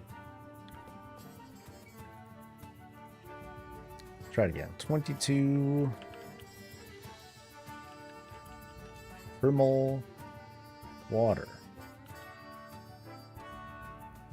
And 5 primal earth.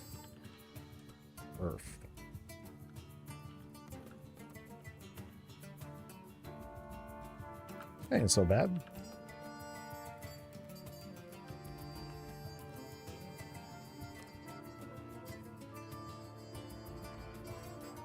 And I got some transmog. Alright.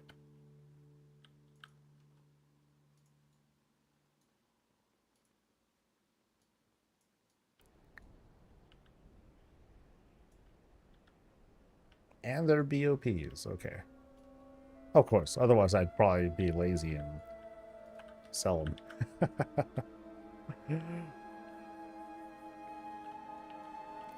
Throw a little sensor relay on that bitch and have it shut off your monitor if you stop walking. Oh, no, I'd want to do that. I need to figure out how to do that. So, I'd want to try to find... yeah, so maybe I have to look at that too. I'd have to look at the kinds of treadmills that are out there that happen to have a sensor built in, because I don't know what the fuck to do if I don't have something like that. Otherwise, I would just have a big button that just like stop and start the clock for the walking clock. Yeah, I would do something like that. Anyway, crafting. Boop. Wait. It doesn't say I unlocked anything.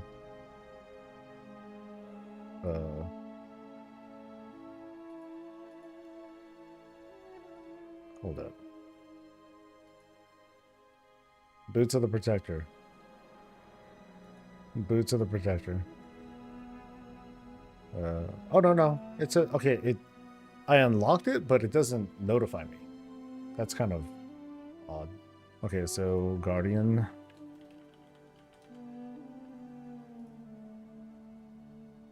And craft.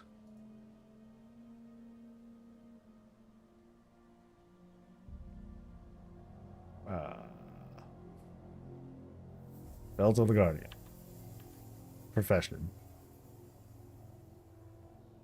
Belt of the Guardian. Oh, okay, this is BOE, okay. Oh, well, that's expensive. What? Shut up. Wait, no. That's not really selling for that much, right?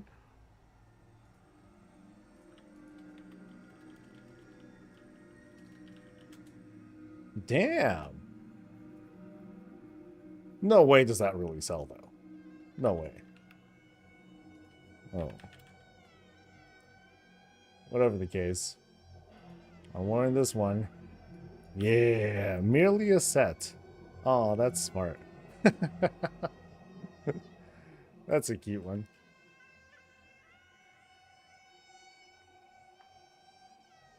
Okay, so here is the other things from other raids. Collect the Saffron's Bane crafted set. What is that? Hold on.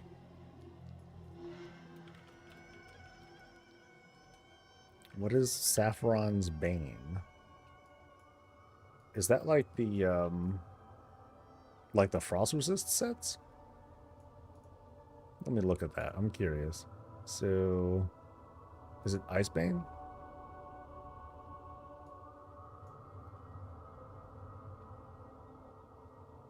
I have a feeling it's Icebane stuff. Nax resist set, okay. You know, I really liked resistances back in the day, man. They were fun. I remember I like fully tanked in like a frost resist set for a while, and like there were other encounters. Like I think there was a certain trinket in Cataclysm that was just busted. It was busted because it gave you like a ridiculous amount of elemental resistance for like anything, and so I'd tank anything, no matter the hit. I barely take any damage. Yeah, that was cool. All right, cool. So I completed a set. Yay! So now, let's see.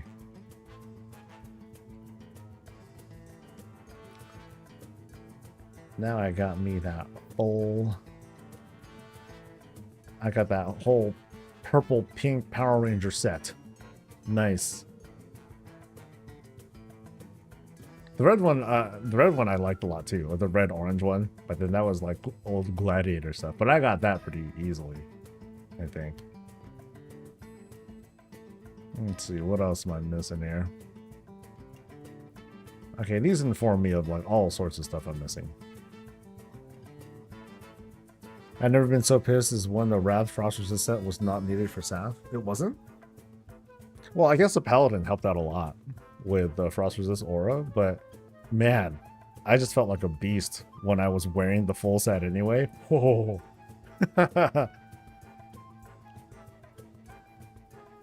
dude was nothing. Alright, so what else am I going to go for? I know there's like other crafted stuff that I can make.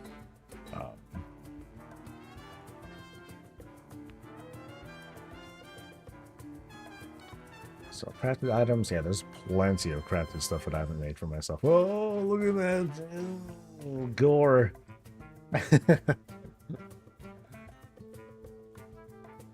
Yeah, that's a lot.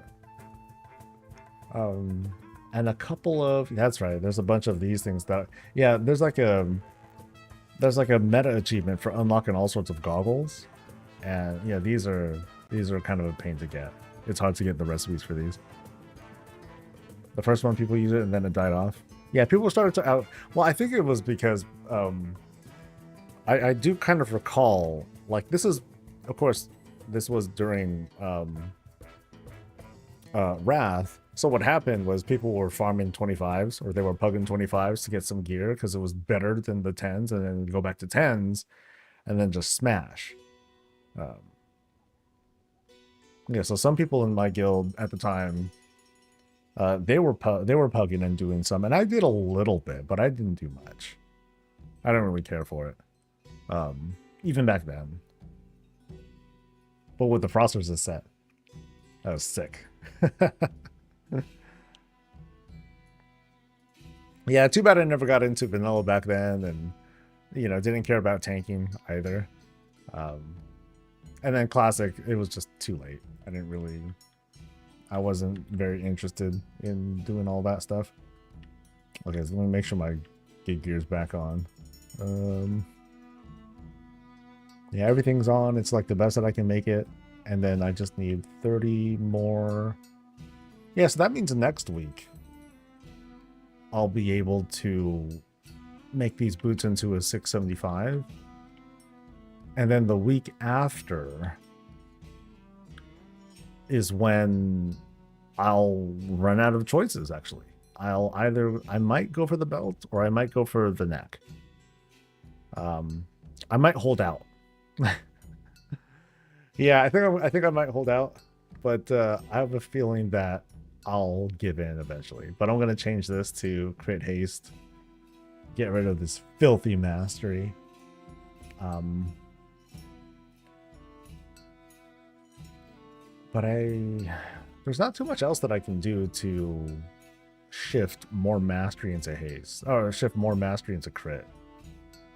Because now my crit's at 9,500. My crit's at 24%. I think it was, what, 16, 17 before. Group of friends joined a guild. Tank didn't have frosters. We wiped for 3 weeks. It didn't take us long to kill it. I sort of remember. Like, the problem was not tanks. The problem was people learning how to hide behind the ice blocks. And I finally, I know I've told this story before. Around the time we got to Nax, that was when the brew of the month became a thing.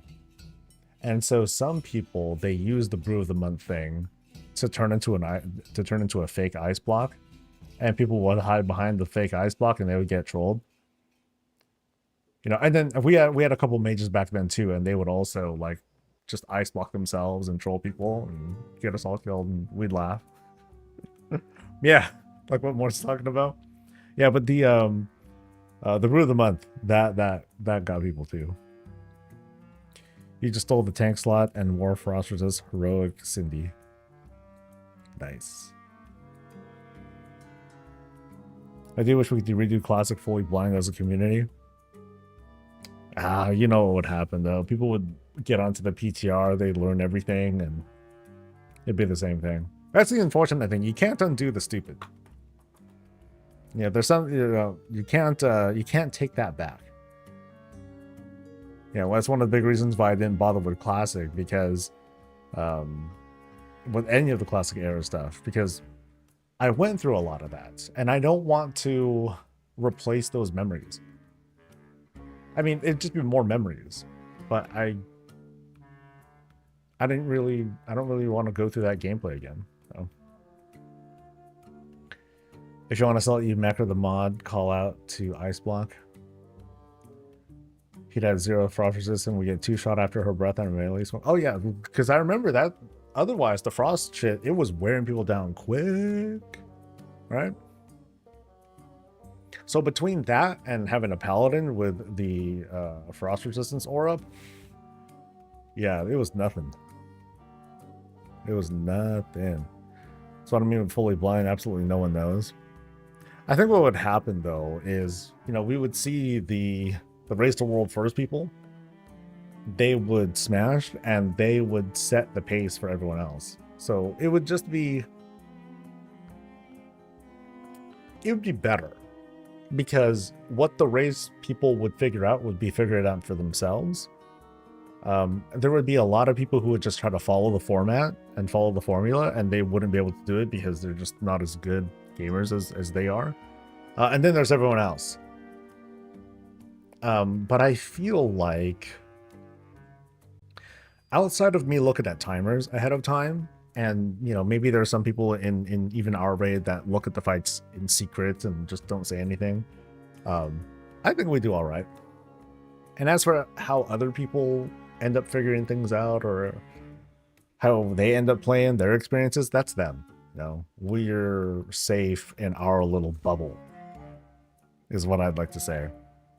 So anyway, that's going to be it for me. Today I'm going to be working on the weekly. Lots of stuff to write up about dates, time gating, that sort of stuff. And then, you know, other topics that might come to mind. The stage is going to look different though. So like when I do the recording, it's going to look a little different. So I'm probably going to sit down. Oh.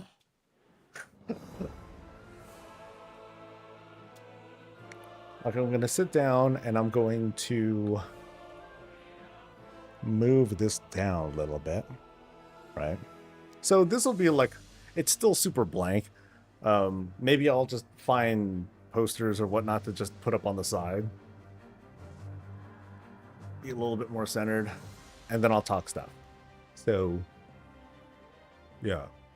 I just gotta clean this up a little bit, and this will be it. Woo! So anyway, It's the magic of new expansions if you go into it right away, learning by experience. It's fun. You know, I wish there were more people who had the time to get into it the way that some of us can. But otherwise, you know, flawed as it is, Blizzard, you know, tries their best to cater to like all sorts of different audiences with these sorts of results. So off I go. I hope you guys have a great rest of your day. Stay tuned for the weekly and the reminder video and whatever the heck else that I happen to think of, or breaking news, any of that stuff. You guys have a great one. I'll see you guys for the next thing. Until then, stay safe, stay healthy, and as